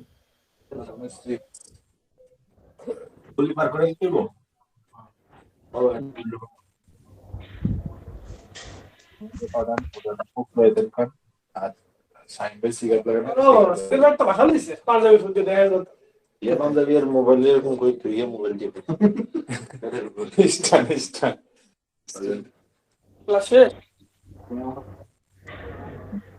না ডাকে না